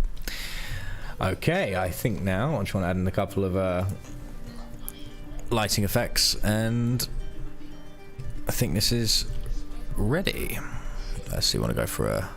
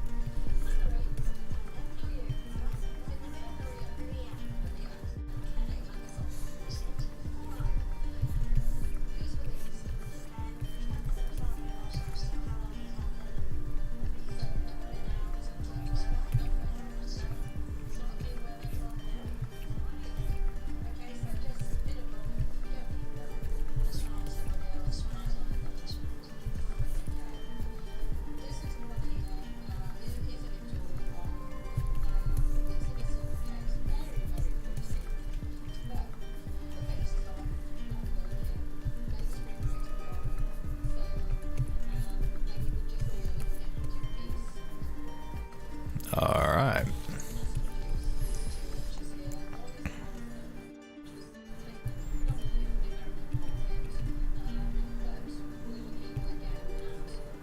Now for the final, I'm gonna add another vignette.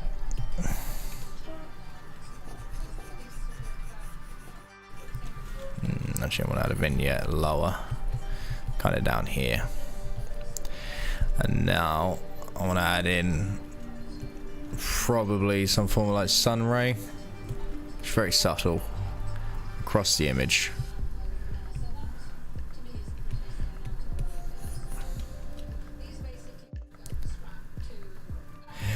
The current subject is there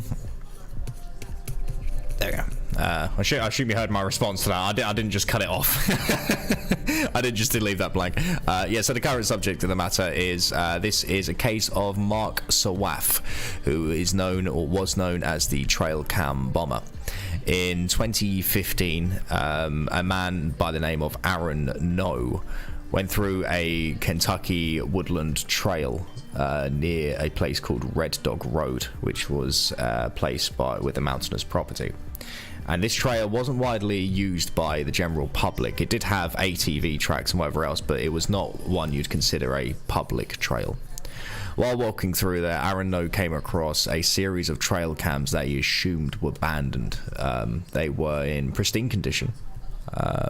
Didn't appear to have anything wrong with them. The only thing he noticed was that the SD cards and the batteries were empty. And basically he decided to call his friend by the name of Dustin Hall about potentially fixing these trail cams, because he assumed, well, if they're in good condition, then maybe there's just something wrong with them. You know, maybe it's, I don't know, maybe it's the battery or something. Dustin agreed to obviously take a look at the cameras, being a little bit more of a tech guy than Aaron. So literally a couple of hours later, Aaron decided to take these trail cams, which is, you know, a bit immoral considering they could have been someone else's, and hand them over to Dustin.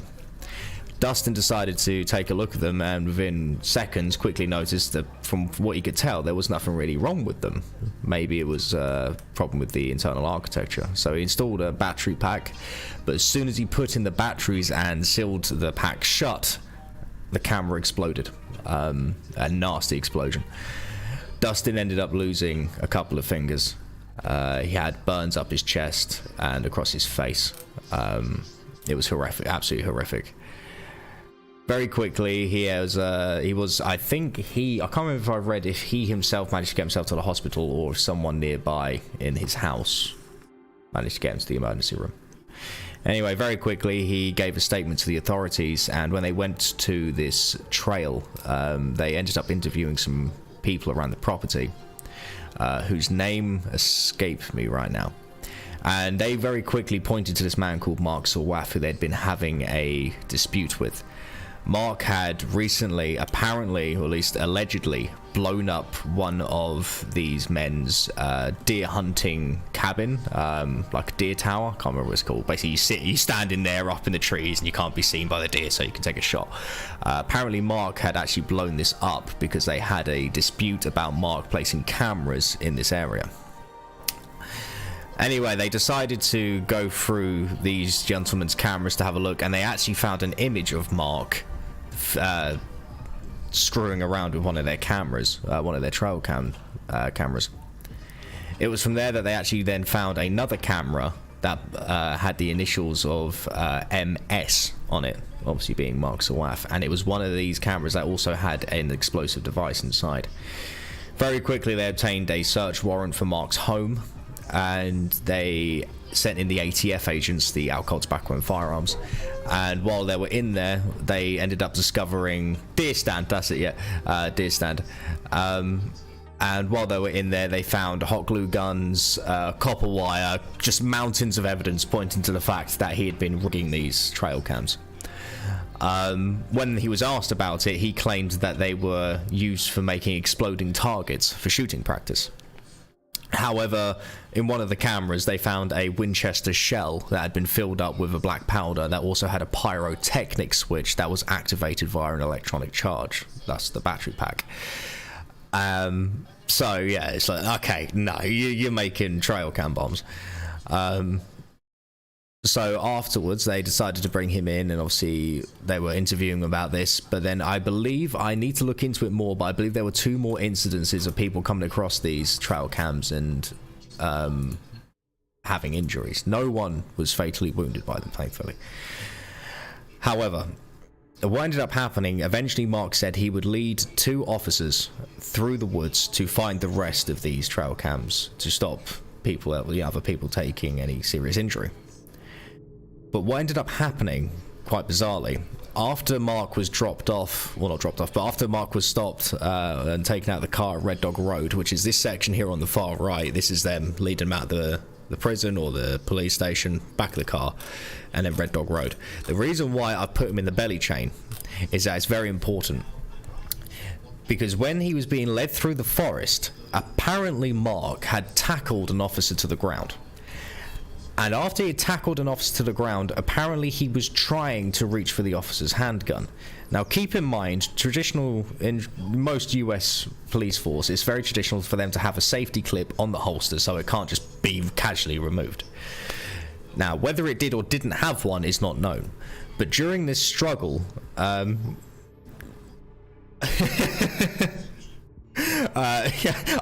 read a lot into it. I've probably omitted a couple of details. But during this struggle, the officer said to his partner to shoot Mark. And controversially, the other officer executed him. He walked up to Sawaf and he fired a round and it went through the top of his head, which is not legal. That is, that is not a shot that the police officers are taught to do. But he did it.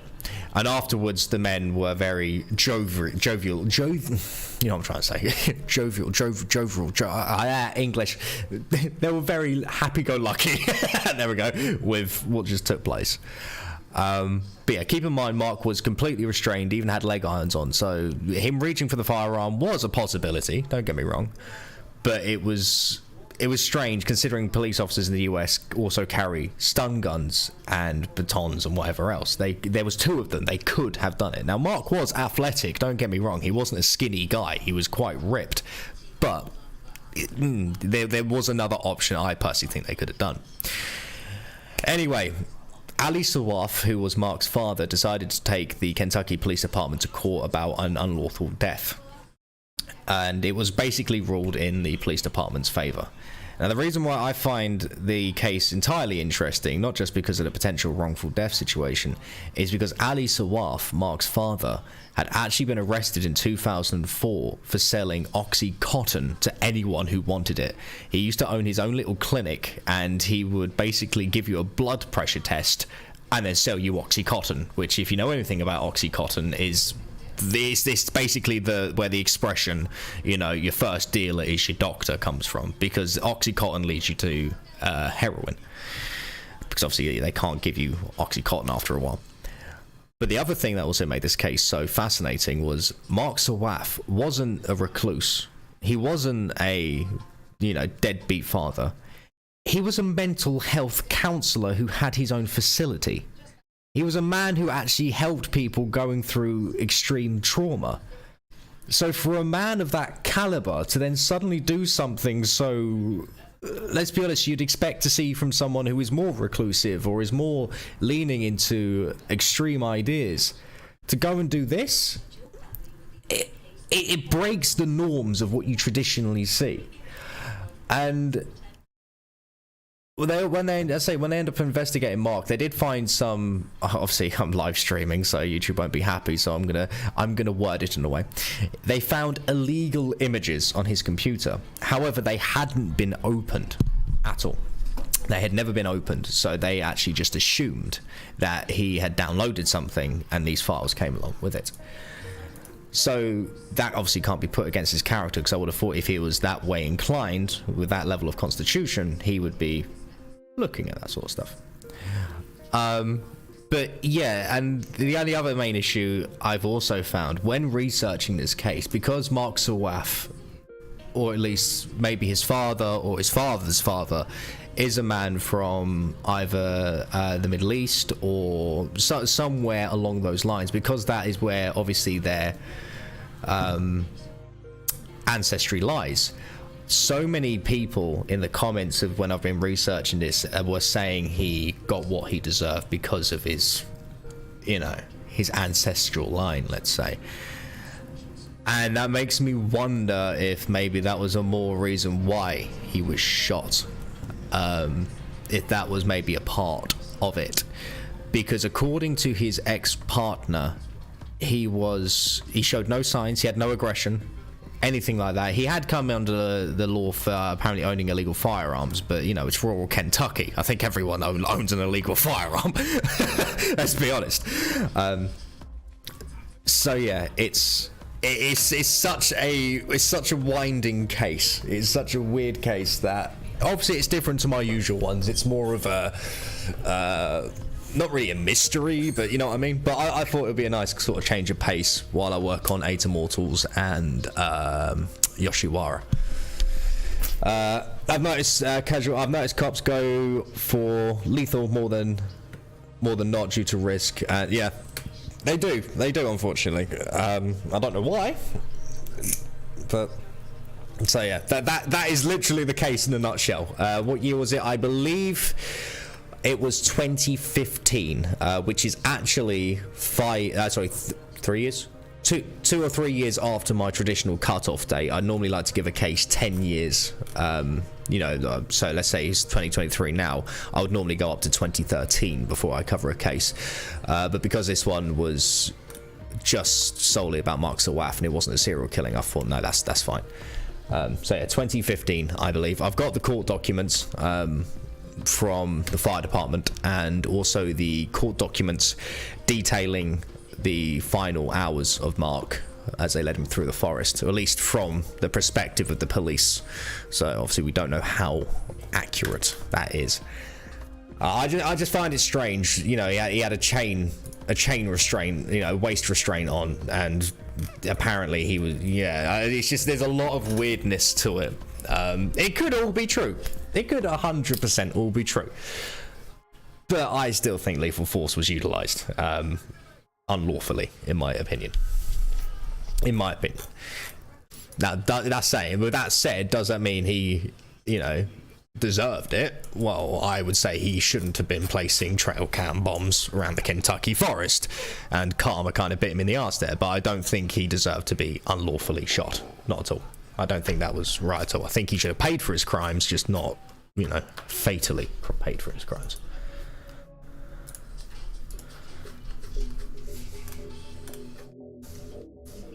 So, but that is that is the story of Mark Sawaf, and as you can tell,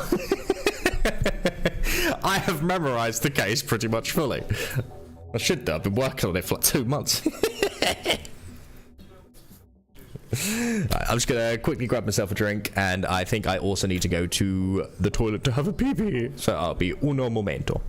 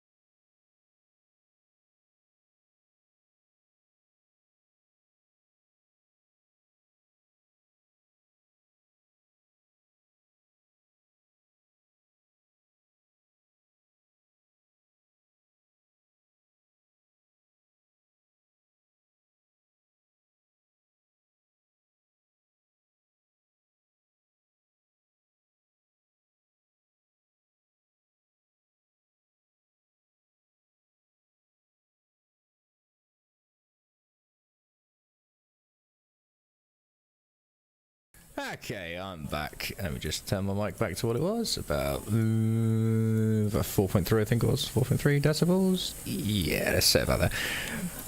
I appreciate the personal video. No problem. I surprised myself with how much of the details I managed to remember, to be honest.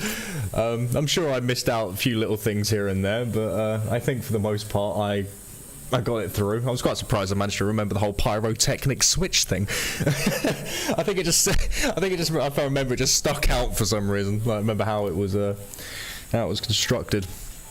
But as I say, it's much more different to also much different to what I normally go for. But I need to have more videos of this of just stranger cases that just don't really have much infamy and stuff like that. That don't necessarily involve, you know, the horrendous death of completely innocent people. And I thought this was kind of a good testing ground, and it's kind of interesting.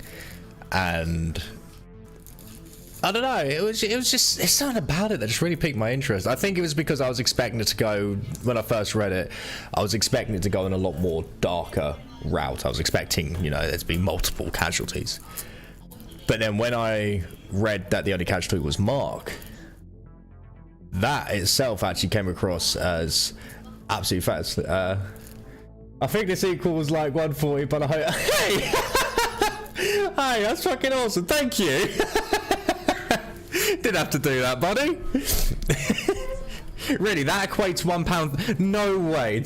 No way does that equal £1.30. Honestly, if it is, the exchange rate was awful. Let's have a look. Dude, I've got to look that up.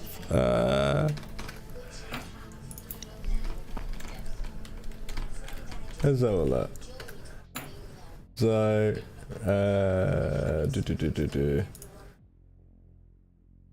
So let's reverse this. So, what was it? That was 20, wasn't it?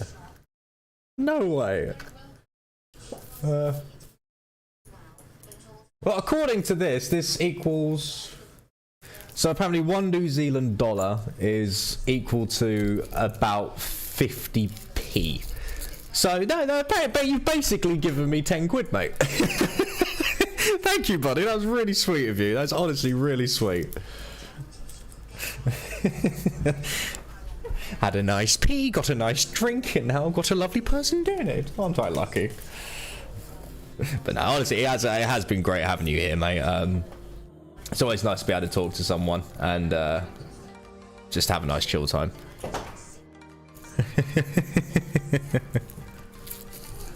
I'm exaggerating a bit. I was just going to say, at this rate, I think I could buy your country. But no, awesome. That is absolutely awesome of you, mate. Thank you very much. I'll definitely help. Let's say right now I am... I think I've got to now... I'm so happy with how that came out. That came out so well. I just want to make sure I've got all of these in their layers. What's this? Okay, that's that part.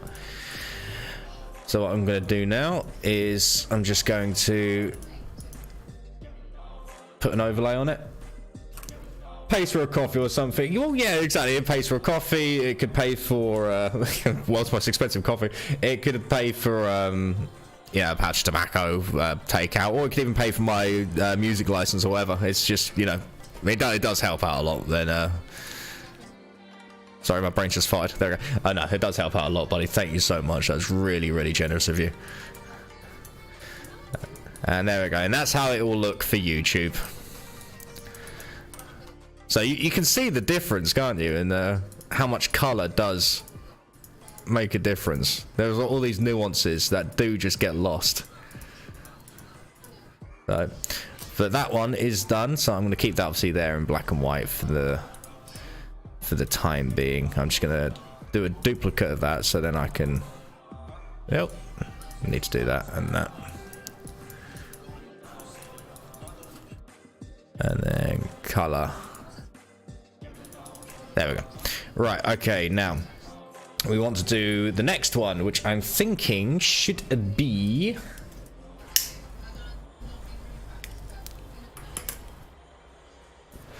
let's see.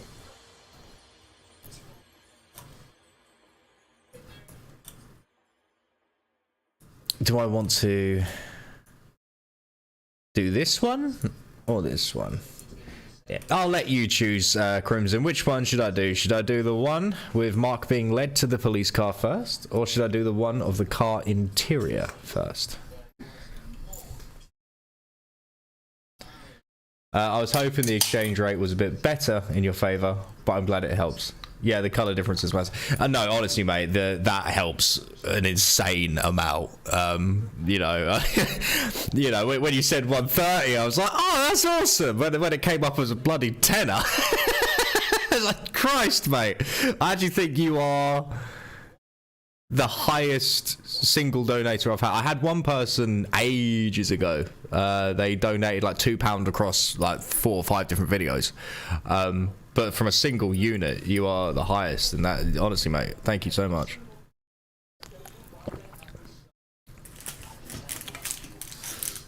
And yeah, I'm very, very proud of those hands. Very, very proud of those hands.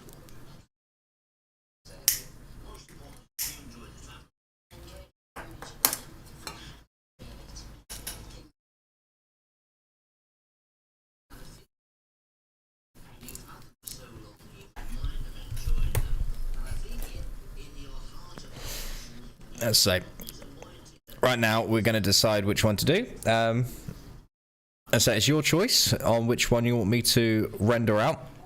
It can either be this one or this one, the top or the bottom one. Obviously, they're both going to get rendered out, but it's whichever one you'd like me to start on first. Least I can do right now. Big decisions. The top one? Alright. Yeah. To be honest, you chose the easier one of the two. Because with this one, I'm gonna do like the sun setting coming through obviously the windscreen. So that means I'm gonna have to like do the cast shadow of the top of the roof, like cut it across all these subjects, which is gonna be pain, but I thought it would look quite cool. So yeah, let's go for the exterior shot, which will be a little bit easier. I need to stop duplicating those layers. That's what I used to do when I used to do color, but it used to make my lines a lot thicker and ugly. So let's see, we want to go for let's see, if it's a business style building, it'll be a lot of brickwork, a lot of grey hurdy-gurdy grr.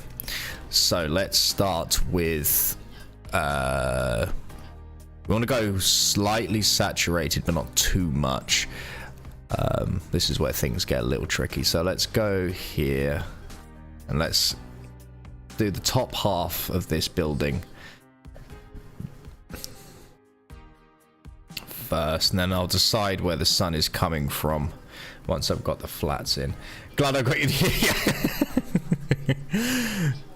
as I say, when it comes to shading and painting buildings, it's not too tricky because a lot of it just relies on cast shadows. You don't have to deal with what's known as soft edged shadows, which you normally see on people's faces. Like for example, if you've got a light shining directly above you, or not directly but pretty much above you, you'll see like the sharp shadow beneath your nose, but then when it comes to like your cheeks, you notice the shadow's really soft.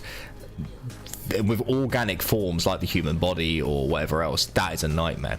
But with buildings, for the most part, you don't have to worry about that. It's literally all just sharp edges, which can be great in some ways but bad in others, because if you get it wrong, it looks wrong. So right now, again, we are repeating the same process. I'm just going to put in the flats to figure out the color scheme of this building. I'm feeling I could pull up a reference image of a Kentucky police station. Also stoked about being top donator. First time ever going to put it on my CV. Well, I will make sure. I will make a note of it.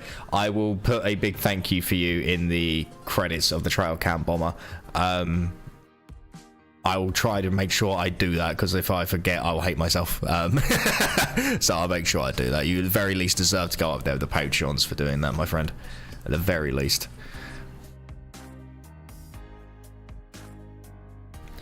Alright.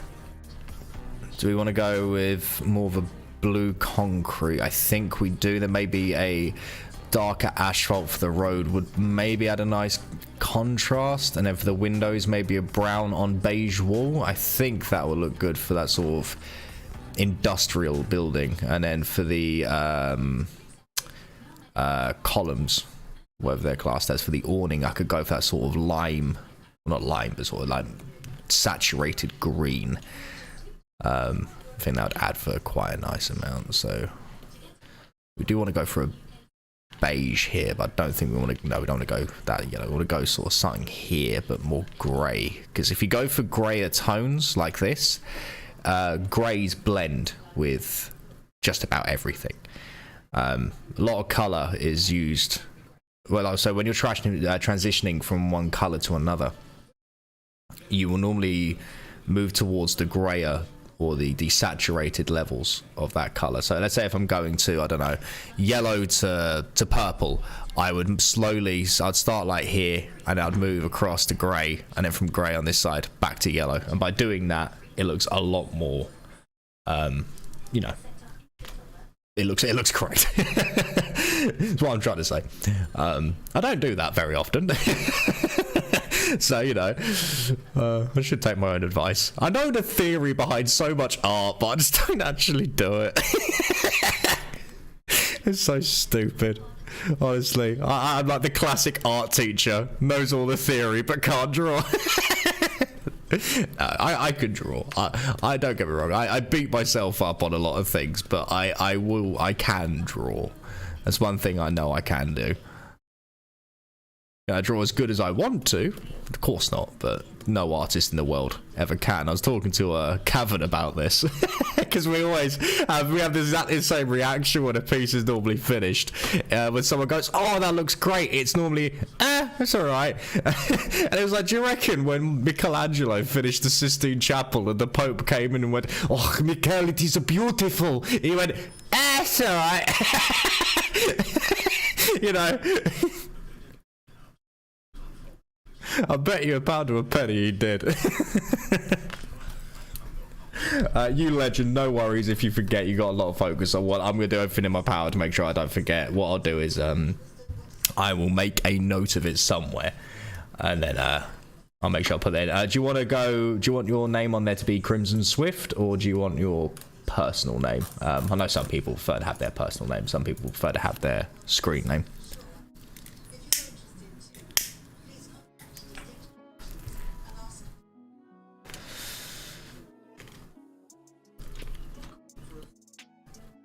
Yeah, that's definitely looking like a more interesting colour scheme. We want to go for what I think this there. And then I think maybe green for not only just all the columns, but also for the roofing. But again, we want to go for like a desaturated green so it doesn't clash and make an eyesore of the building.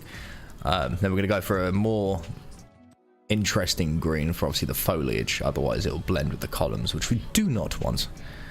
I might go for maybe like a black or grey brick for the supports the columns are standing on, these down here, so like maybe like a greyer brick here followed by this sort of desaturated blue. I think that would make for quite a nice contrast and that just add a little bit more interest, I think.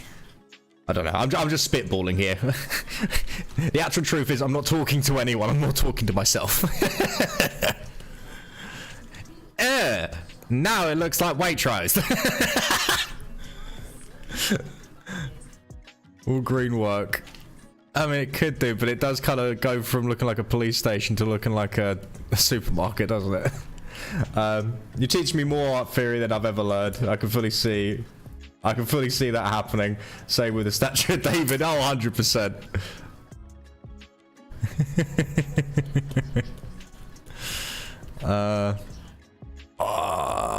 Maybe a brown or like a off brown. That needs to be more saturated.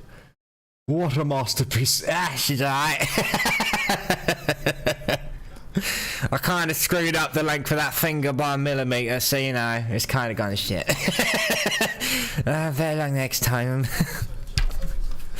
Oh, it's the bane of the artist. Absolute bane of the artist. The thing is, I know the science behind it. Because what will happen is you spend so long looking at something. It's actually, if you've ever seen like digital artists, they'll do it. You can do it traditionally, but it's much easier to do it digitally. An artist will flip the canvas so they can see it from, you know, everything in reverse. And the reason why they do that is because the brain is a sneaky little bastard, and it will actually it will stop seeing mistakes. It will stop seeing things at strange angles and whatever else, and it will say, oh no, it's completely fine. So you have to flip it to see it from a new perspective, otherwise you'll end up drawing something and it'll be completely askew. And I'm sure in my old videos, if I went looking, there'd be a lot of characters like that where they are off balance, because I got so used to it. It's up to you. Adams is my real name, and a lot more. Hey, we're both Adams! Yeah! We're both scholars of the first sin.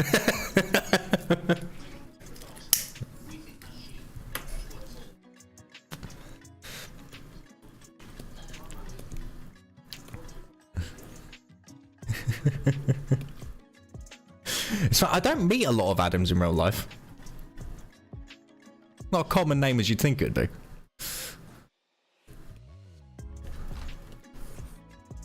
Let's make that darker, shall we?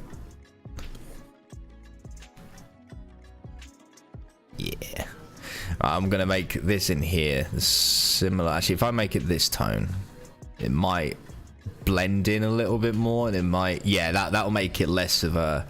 So I don't want this awning to be a major focal point. I want it to be kind of a.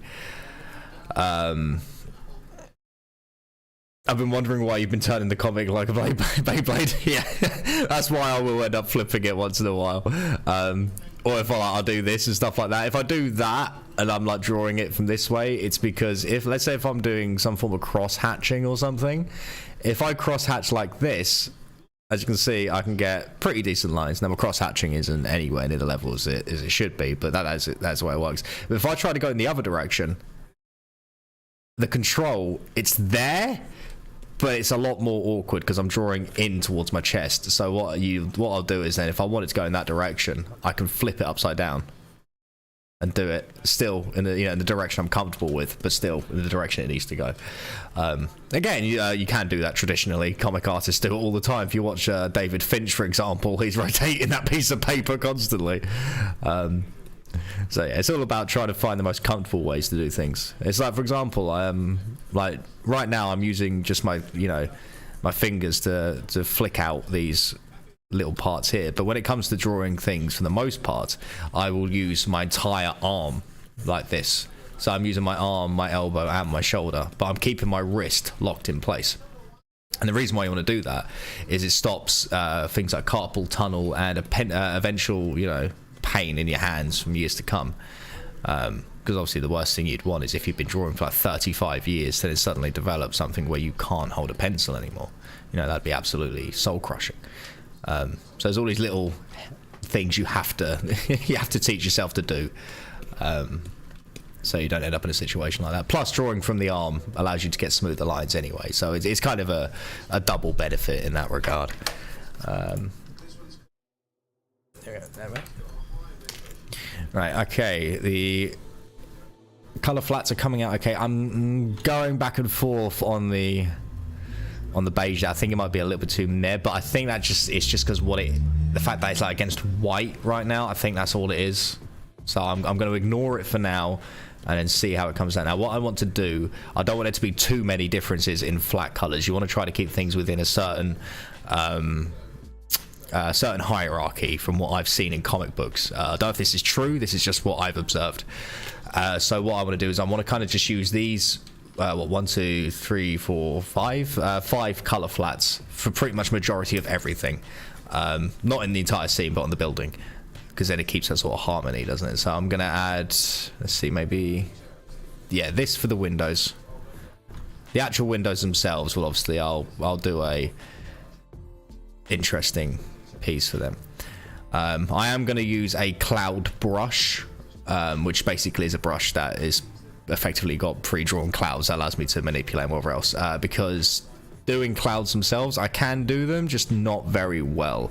So by using a cloud brush, I can pretty much get them over and done with quickly. That's that there.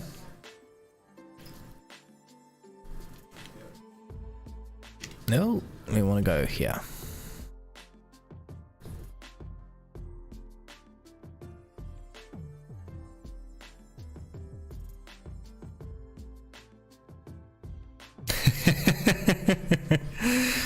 Well, as I say, buddy, I've only really been drawing. I want to say comfortably for 4 years, maybe coming up to 5. I normally go by the first upload of Suyama Massacre and then add on maybe 6 months. So I haven't been drawing in terms of art for that long at all. I'm actually coming past or up to what is known as the beginners, going from beginner to intermediate stage. Because in art, you don't really become, say, a quote-unquote master until you hit like the 25 years mark, to be honest, or the classic one, which is 10,000 hours, which they say for anything, 10,000 hours of active, focused learning, which is kind of true, I guess. However, before that time, I couldn't draw. I didn't understand anything about drawing. So there is, if anyone ever tells you, it's the same with singing and learning an instrument, it's not an innate talent. it's something you learn. There is actually a science behind not just singing, but also, you know, playing guitar and also drawing. In fact, with drawing more so, it's a science, because you learn like light theory, for example, how light reflects off certain objects. You learn the anatomy of the human being and the general proportions. You don't just sit there and go, I'm going to draw someone and do it perfectly, you know, after a couple of hours of drawing, because it doesn't work that way. So you learn your subjects, you learn about perspective, you learn all these different theories. And then it's, don't get me wrong, very slow process, especially at the beginning, very frustrating process, especially at the beginning. But you do eventually start seeing it all come together, and that's when you kind of sit and go, oh, so yeah, no, anyone can learn it. And it is true, anyone can learn to draw. It all comes down to if it's something you really, really want to do. And for me, it was, because I mean, I can play guitar. I used to play a lot of Delta blues, Texas blues. Many of those are things like Lightning Hopkins, Son House, Robert Johnson, Blind Willie Johnson. So a lot of slide guitar as well. I was always fascinated with that sort of American root music. I used to do some singing as well. Singing's not fantastic, but it's, you know, it is what it is. But it was all these things that I kind of realized if I can learn that, I can make drawer herder. Yeah, exactly. You can't just go from that to then doing the Mona Lisa. I actually hate the Mona Lisa. I think that is Da Vinci's worst piece, and which annoys me, because Da Vinci's sketches are stunning, but the Mona Lisa is a monumental pile of crap. I think it's the most overrated art piece in the world. I do love the works, if we're talking classical, of Caravaggio. And that man's understanding of light is phenomenal. But one of my favorite artists of all time is actually Zdzisław Beksinski, who was a Polish artist. I've actually right now got a reproduction of one of his pieces right above my computer monitors. If you're a fan of the works of H.R. Geiger, who obviously created the infamous Alien from the Ridley Scott franchise, H.R. Geiger and Zdzisław Beksinski are very, very similar in style, where Geiger would work with almost psychosexual imagery and science fiction. Beksinski would work with instead of like metal and that sort of alien landscape, he would do these barren scapes with everything made of almost wicker and like knuckles upon knuckles, especially when it came to hands. Like instead of someone having 5 fingers, they'd have like 18 fingers, and it was really creepy. I heard that Honda all the way from New Zealand. Jesus Christ, all the same. Was there a car beep? Where I live, there is always someone honking the horn. But yeah, Zdzisław Beksinski, he would do more depictions of his own personal hell. He ended up losing his child and his wife at an early age, and he didn't cope very well. He sadly died when his nephew of 19 years stabbed him for over $100, or at least the equivalent of $100. Very sad end to a absolute masterful and beautiful mind, but that's life, really. That is life. And I hope one day I will be able to purchase an original Zdzisław Beksinski, because I have found an original off of their website for just £200, because even though he is probably one of my favourite artists of all time, he's just not appreciated. So I'd like to honour that man in one way or another and actually, you know, buy a piece and actually own it by someone who will love it, instead of putting it in a goddamn warehouse like a lot of our bloody collectors do. Because of course they bloody do. But we won't get into that. Oh, I've just bought a Picasso. I'm gonna hate it. I hate Picasso. I love early Picasso. I can't stand fucking late Picasso. I heard it exhausts. It's exhaust as it went past. And Christ, what a way to go. Yeah, absolutely horrendous way to go. So, very sad life. He ended up burning a lot of his paintings because he painted a lot of them through grief, which you can see when you look at his artwork. It's absolutely stunning, his artwork. But again, he was a man who had no innate ability to draw. Maybe my tenor can help you get it. Oh god. But yeah, no. So he learned how to. He went to an architectural college and learn architectural drawing, which again you can learn. If you wanted to learn the sort of architectural techniques, there's a book by Scott Robinson called How to Draw. But he also goes over how to draw cars and whatever else and backgrounds, but it teaches a lot of architectural techniques. But from that background, Zdzislaw Beksinski then went from that to then drawing and painting these fascinating subjects. So again, there's so many artists throughout time that can do that. Well, the biggest argument I think I've ever seen when it comes to people saying, you know, you need to be talented to draw is, well, if you just spend 2 seconds and think how many artists there are in the world, like you go to ArtStation and whatever else, there are millions of them. You're telling me that each one of them was born with the ability to draw? An ability that is just not, let's be honest, a natural ability, because it's not a survival instinct to know how to draw. You're not going to sit there getting attacked by a tiger and go, hang on, let me draw a portrait of you before you kill me. Maybe then you'll leave me alone. No, it just doesn't work that way. It's not a survival instinct ability. But we're in that sort of world nowadays, aren't we, where it's always a case of, no, you gotta be natural at this or natural at that. It's like, yeah, you can be a prodigy. There are such things as prodigies, but they come around like once every 100 years. And normally, they're very unstable people, and they normally hate what they're working with because they find it so easy. That's what you normally see. You can't be more naturally inclined, 100%. But all that really means is that you're on a higher rung of the ladder than anything else. I just noticed the time, mate. 10 p.m. here, and I have an early start tomorrow. Bloody Toyota Surf. I appreciate the banter and the personal video. We'll have a look at the Discord too. It's been an absolute pleasure to have you here, my New Zealand friend. New Zealand Adam, as I'm sure you'll now be called.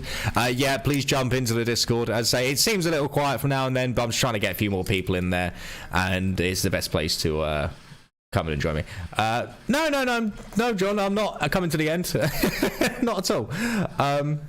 I've still got at least 2 to 3 hours. But yeah, no, absolutely thank you for joining, mate. It was great seeing you. And again, thank you so much for the donation. That was incredibly sweet of you. Have a good sleep and good luck on the Toyota Surf. Take the wheels off and just say it's a piece of crap. See you later, buddy. Enjoy your night. Right, anyway, so what we're going to do now, we need to carry on with this shot here, and welcome, John. I'm glad you're here, buddy, and as I say, no, this is not the end of the stream. We've got plenty of time. I'm just getting my music started here.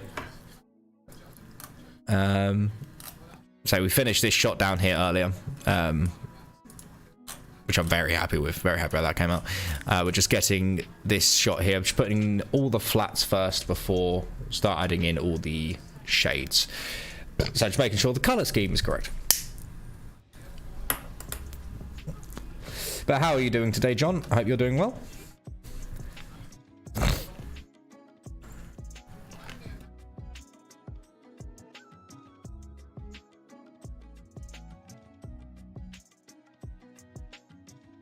See you later, buddy. So I think if you're wondering why I'm a little bit slow on the response, I think there is a latency delay. So if I do respond like 20-30 seconds later to your message, that's why, because I've only just seen it come up. Or at the very least. Because yeah, I'm sure you understand how latency works. Most people nowadays do. Okay. Awesome. Glad you're doing well, buddy. What type of coffee are you going for? Are you having an instant coffee, or are you making something fancy? Excuse me. Alright, let's put in a sign here. I'm actually going to go for the beige colour for this sign, and then I'm going to add in the metal, whatever they're called, poles, legs, something like that. Okay, it's just, I'm definitely seeing it form. I'm a bit funny still on the awning color, but that's something we'll tackle later on. I'm just going to add in a border here for the door. Like that. And now we want to go for this color right here. And over here. And over here. And then over here. Now the steps are probably going to be some form of beige that lead into maybe some form of paving that then leads into the asphalt. Not too sure yet.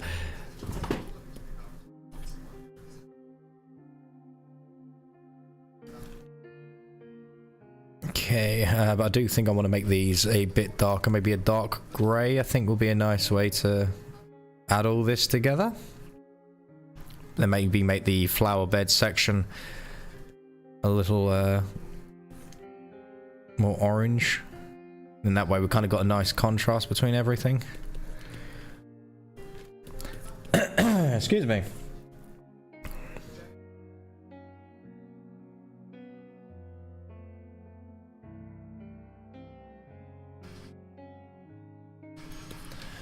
Okay, just gonna have a quick stretch. Oh, are we getting there slowly?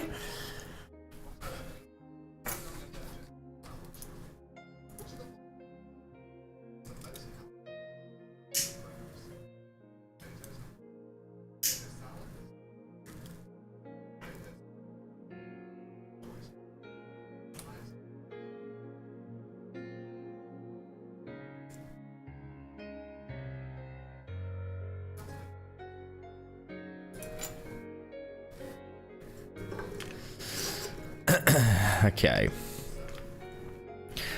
Now I could go in and add some variation into the wall textures. Just add a little bit more interest into the brickwork, which I'm going to do here because I've already indicated with line that there is some indication. So I'm just going to go up by the value, just a little, or maybe a little more than that, something like that, just to break apart the pattern. Like so, just to give it a little bit more oomph, which is a very official arts term, I can assure you. I'm sure even Caravaggio, Michelangelo, Da Vinci all said that their art needed a little bit more oomph. You can quote me on that. Right. Actually, I'm going to put on some blues music because this ambient tracks are bumming me out. So I'm going to put on some blues or something. Get a little bit of funk going on her. What's this one? Yeah, a little bit of jazz, that'll do. I actually am not a big fan of jazz. I much prefer blues, but hey ho. YouTube isn't very disconcerting when it comes to the difference between jazz and blues. Right, okay, like that. Actually, let's go for a more opaque brush because I'm getting watered down values there. Now we're obviously going to want a slight indication that this is obviously a light. We want to go for a slightly, well not slightly, but a very desaturated yellow because obviously the light isn't on. There we go. And now I think for the most part it's definitely coming together. Oh, my leg's gone numb. There we go. Right, now I just want to add in a few more parts of the greenery. So like this. Now again, I might add in some different values just to add some interest before I go in adding any overall shading. So what I'm going to do is when I add in these variations, these, even though they technically are part of the value structure, they're not highlights, they're just variations more in texture. This is something I started to notice recently. By adding these in, I'm still technically staying within the classic value range. There we go. Now what I'm going to do is now I'm going to add in the next part for the tree. But because the tree is further away, we're obviously going to go into a lighter value range. I was going to make it where it was sort of sunset, but I've kind of gone for a midday,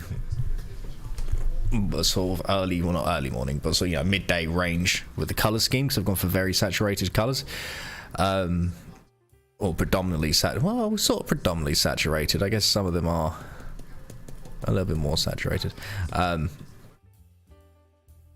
So if I was going to go for a sunset, I probably would have gone darker. But again, I'm not too sure. When it comes to using color, I'm still quite a novice, to be totally honest with you. Still a few things when it comes to color harmony and color schemes I need to figure out. But that is something I will do in time. As for right now, I'm happy with what I've got. But I'm sure I'll look back on these in a couple of months and go, oh my god, the color schemes were awful. That's normally how it works when it comes to Beyond the Dark. And I'll get the overwhelming urge to redo the video. But I don't, because that would be stupid. Okay. It's all about getting all these fiddly little parts. So in the background again, as you may probably hear, well, you shouldn't be able to hear actually. There is 90s British game shows going on in the background for my dog. My poor little dog has to listen to The Price is Right while I'm live streaming. But to be honest, he's actually falling asleep. I think he likes it.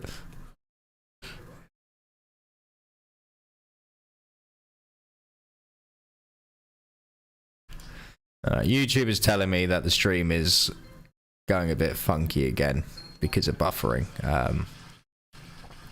I will sort out some more of my streamer settings next week. For now, it's pretty much working as best as it can to my current knowledge.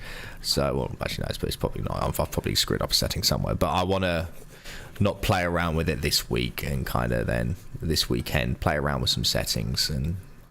Obviously my mic settings as well, because I literally just banged together a bunch of filters for my microphone, so if it sounds a little bit rough, that's why. So, excuse me. Okay, now I just want to add in some more of the trees, or the actual trees themselves. I'm going to make these a little saturated. Now these will end up in shadow, because obviously they're underneath the canopies, like so.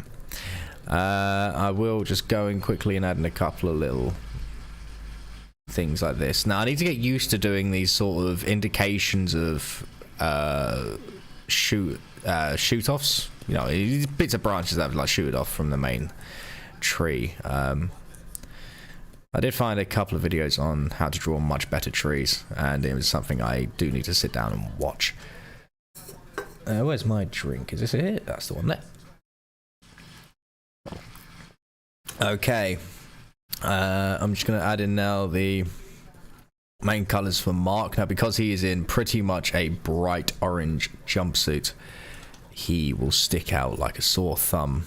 Well, not stick out like a sore thumb. He'll make a great focal point for this shot because he's orange, as you can see, against a brown column, which I'm going to sit here and pretend was intentional.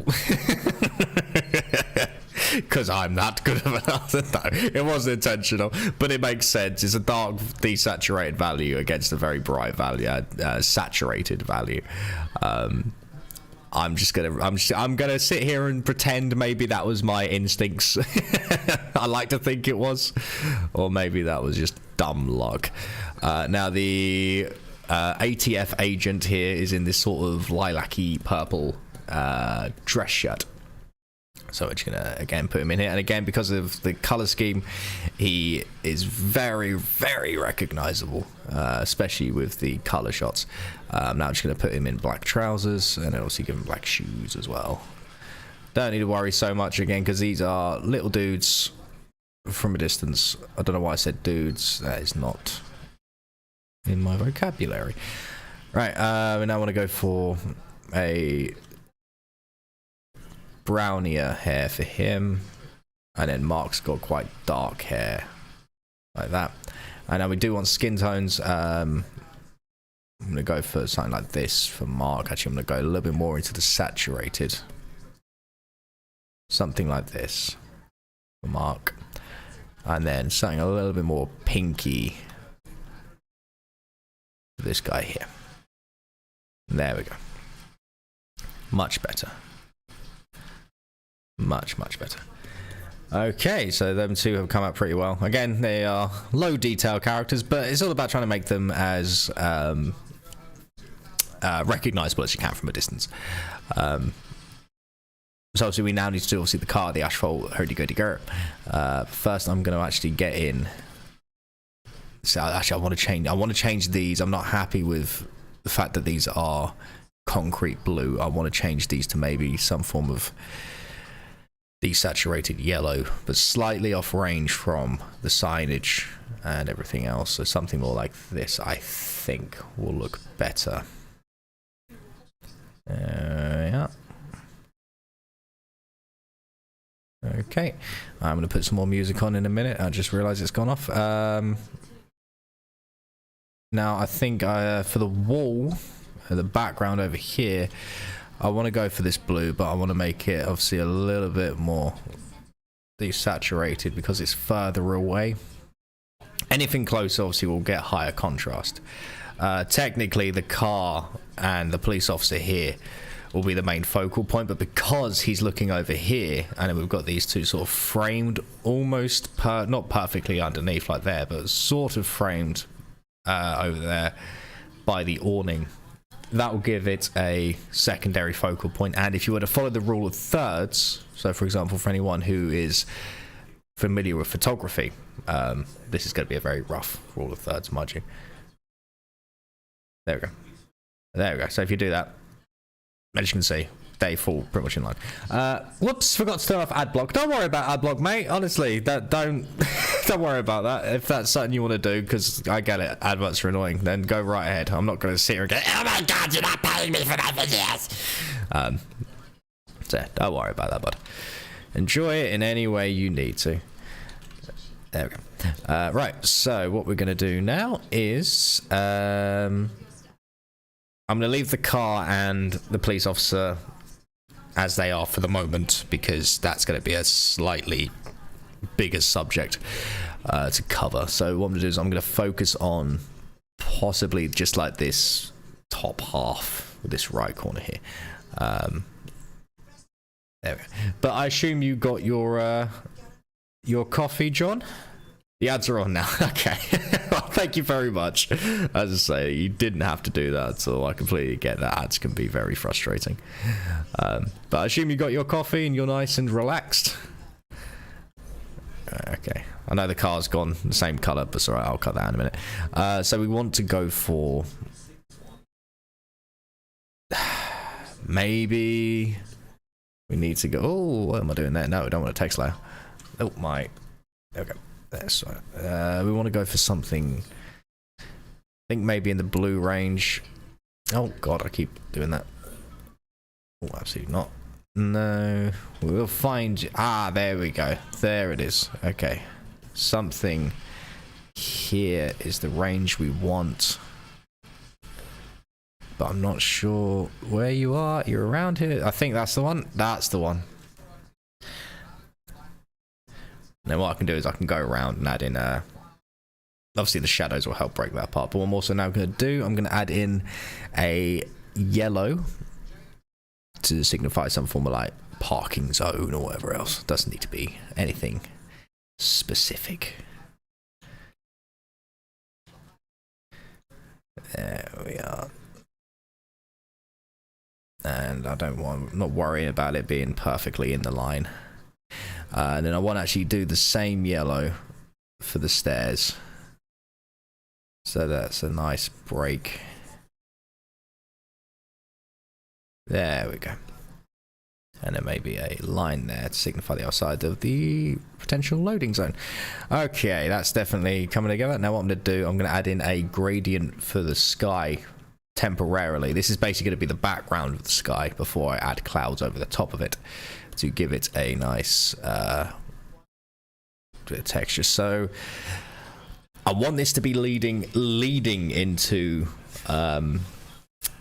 sunset, but not quite there yet. So we want to go for blues, obviously, and then a little bit of oranges. So I'm thinking something there, and then we go to the opposite side of the orange. We can get the complementary color, and I still want it to be pretty bright. So if we actually go here and then we add a gray. Excuse me, I'm doing a lot of burps.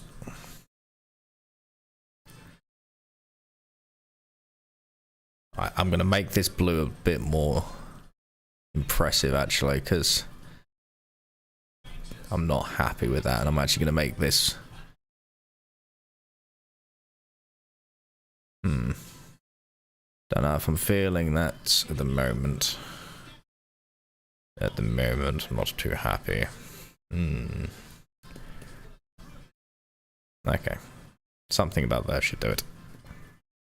There we go. Okay, we need that blue in. I'm actually gonna get rid of the sunset. I'll figure it out in the next shot. There we go. And let's go for...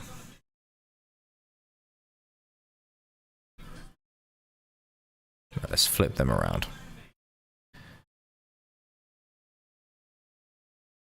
Let's do that.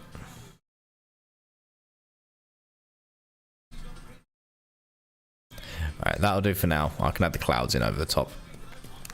But I hope you're having a good day. Say, John, I assume you've now got your coffee. What's your plan for the rest of the day? Lovely drink. Right, I want to actually now... Well, don't want to do that. I want to carve out the car, because that's just going to annoy the hell out of me otherwise.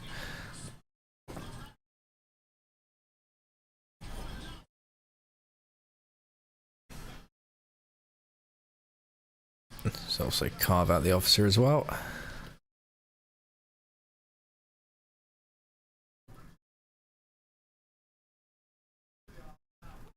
But yeah, so I'm just going to be streaming virtually every day from now till the end of time. But the only times I won't be streaming is if the next day is going to be like a script writing day, or... Oh, sorry, I'm just stretching my back. There we go. Yeah, so yeah, let's say if tomorrow I was doing a script writing day, which I'm not, but let's say if I was, then I wouldn't stream. Because streaming that would be unwholesomely boring, and also I would get I'd probably get self-conscious of people seeing how awful my writing is and how dyslexic I am. But when it comes to doing the art stuff, I like to stream it because, to be honest, I've noticed since I've been streaming the art, I've actually been a lot more focused with it and faster. And I think because also I've been sitting here explaining how I do it, even though I'm not actually explaining to anyone, I'm more just talking to myself about it. I've noticed it's just been a great way to do it. Also, I've also noticed by explaining how I'm doing the process to myself, keeps me a lot more focused, which would be nice because one day, I don't know when, but one day in the future, I would like to be able to teach. Oh, why am I trying to do that? That's just ridiculous. There we go. Do this.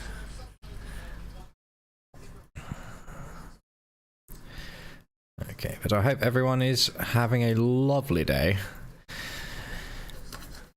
Now I'm just going to put on some more music. Do we have anything with a longer duration than just like 2 minutes? There we go. Let's also make sure I don't have to give any attribution, whatever it's called. There we go. Nice chill blues. Kind of reminds me of Riders on the Storm. Let's turn that up just a teensy bit. There we go.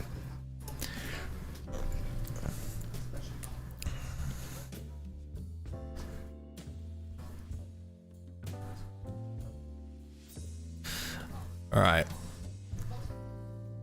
I'm definitely seeing it come together.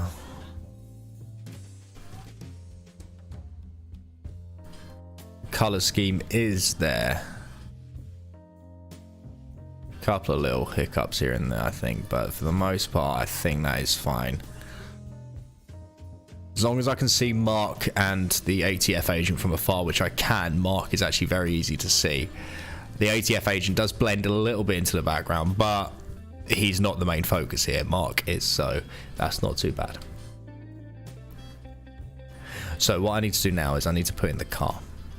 So what I'm going to do there, I need to make sure I make the car Kentucky PD colors, which if I remember is beige and white.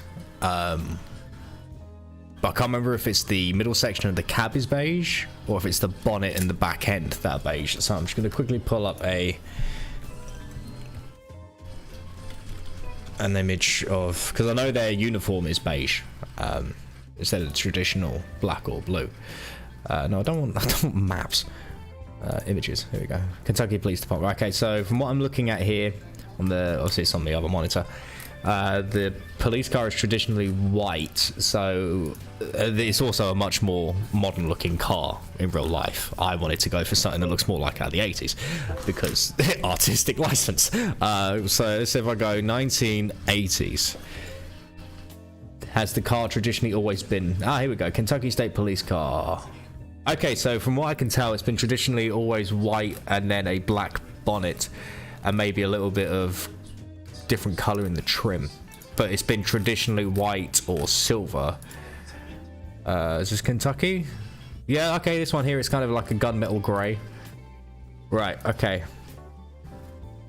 Do we make it a gunmetal gray, or I think the police color scheme I'm thinking of might be Texas actually. So what we're going to do, we're going to color the entire car except for the top section of the bonnet in, I think I might go gunmetal grey. I think that would look much better than some form of off-white. And then the lights, from what I could see from the imagery, have always traditionally been pure blue. They haven't been red and blue. So we're going to keep to that scheme. So I don't want it to be perfect, obviously, because that's dull. I want to be able to do my own thing, but I also want to be able to stick within the rules. So I'm just gonna rough in a very quick color scheme here for the car.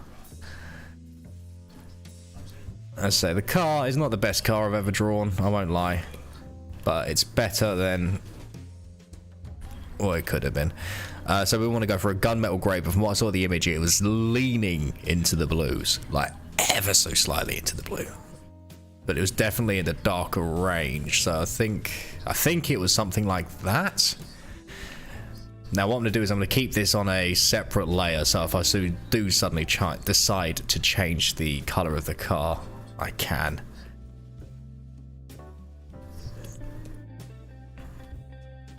But for now, I'm just going to get in all of the overall shapes, all the overall colour schemes for the vehicle.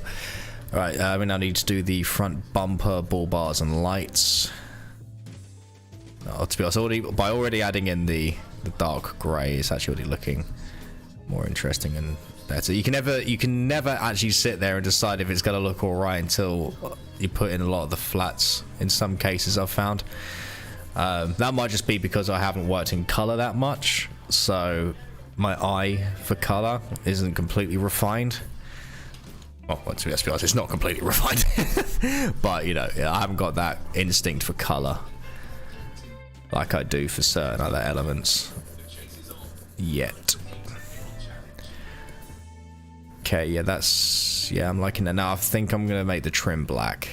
Normally, from what I saw, it was traditionally silver or steel, but I'm going to make that black. I'm also going to make, obviously, the wing mirror black, as well as the other wing mirror, and obviously the what are they called? Window wipers. This I might make a steel, along with sort of steel-ish. Now the bonnet was actually black as well, so let's actually get that in. Now when it comes to doing the decals for the police vehicle, I'm actually going to hide some of them behind the officer's leg, so I could be a little bit scruffy with it. Let's say this isn't a full panel shot for the Mark Sawaf case, so I don't have to worry about it too much. Looking a little bit off in certain sections. Well, obviously still try to remain as accurate as I can, but yeah. Okay, I mean, it's I don't know. Need to keep going before I decide. No, let's just get that wheel in. Let's get the wheel in, and then the the windshield and the windows in as well. Okay. And now I do want to go for the blue for the lights, don't I? They were kind of a dark, intense blue, to be honest, from what I saw.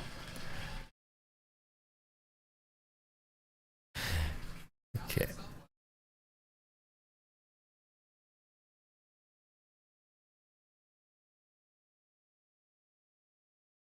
Now we'll make this section here black. So I like the lights, I like the color scheme of the lights. They came out okay. Right, it's definitely, yeah, it's definitely got a presence in the composition. But if that presence is good or not, I'm not too sure.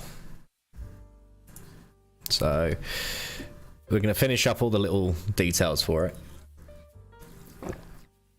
And then I'm going to play around with the colour scheme, and because I've got all the different colour schemes on different layers, I don't have to worry about having to redraw everything. I can literally just lock the layer and paint over it and it'll change the colour, no problem. Beauty of digital painting, huh?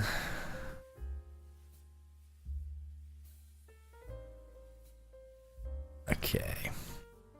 Oh, actually, yeah. No, if I'm going to keep that on a separate layer, I want to do that now, don't I? Now, we want to... that one.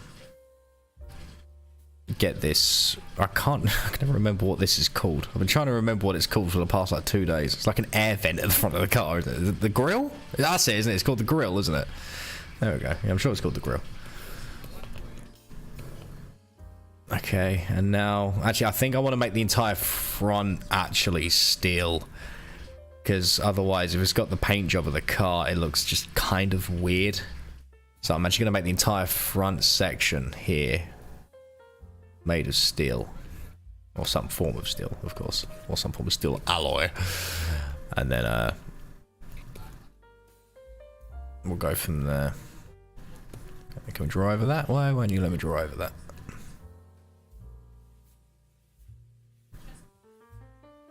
Oh, that's why, because you're part of the layer above.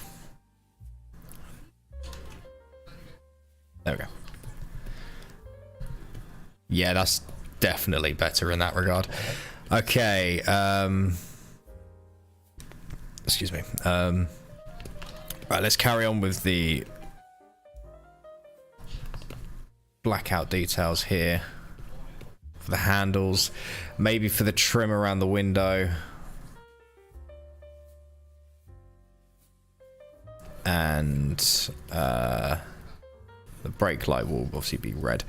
That's going to be blue, and that's going to be part of... Which part of the... Okay, that's part of the wheels. Okay, so I'm just going to put those here. I'm going to make these blue as well. And then along the same lines, I'll make this red. Even though you can barely see that. Right, now I'll add in the window color scheme, or the flats for the window.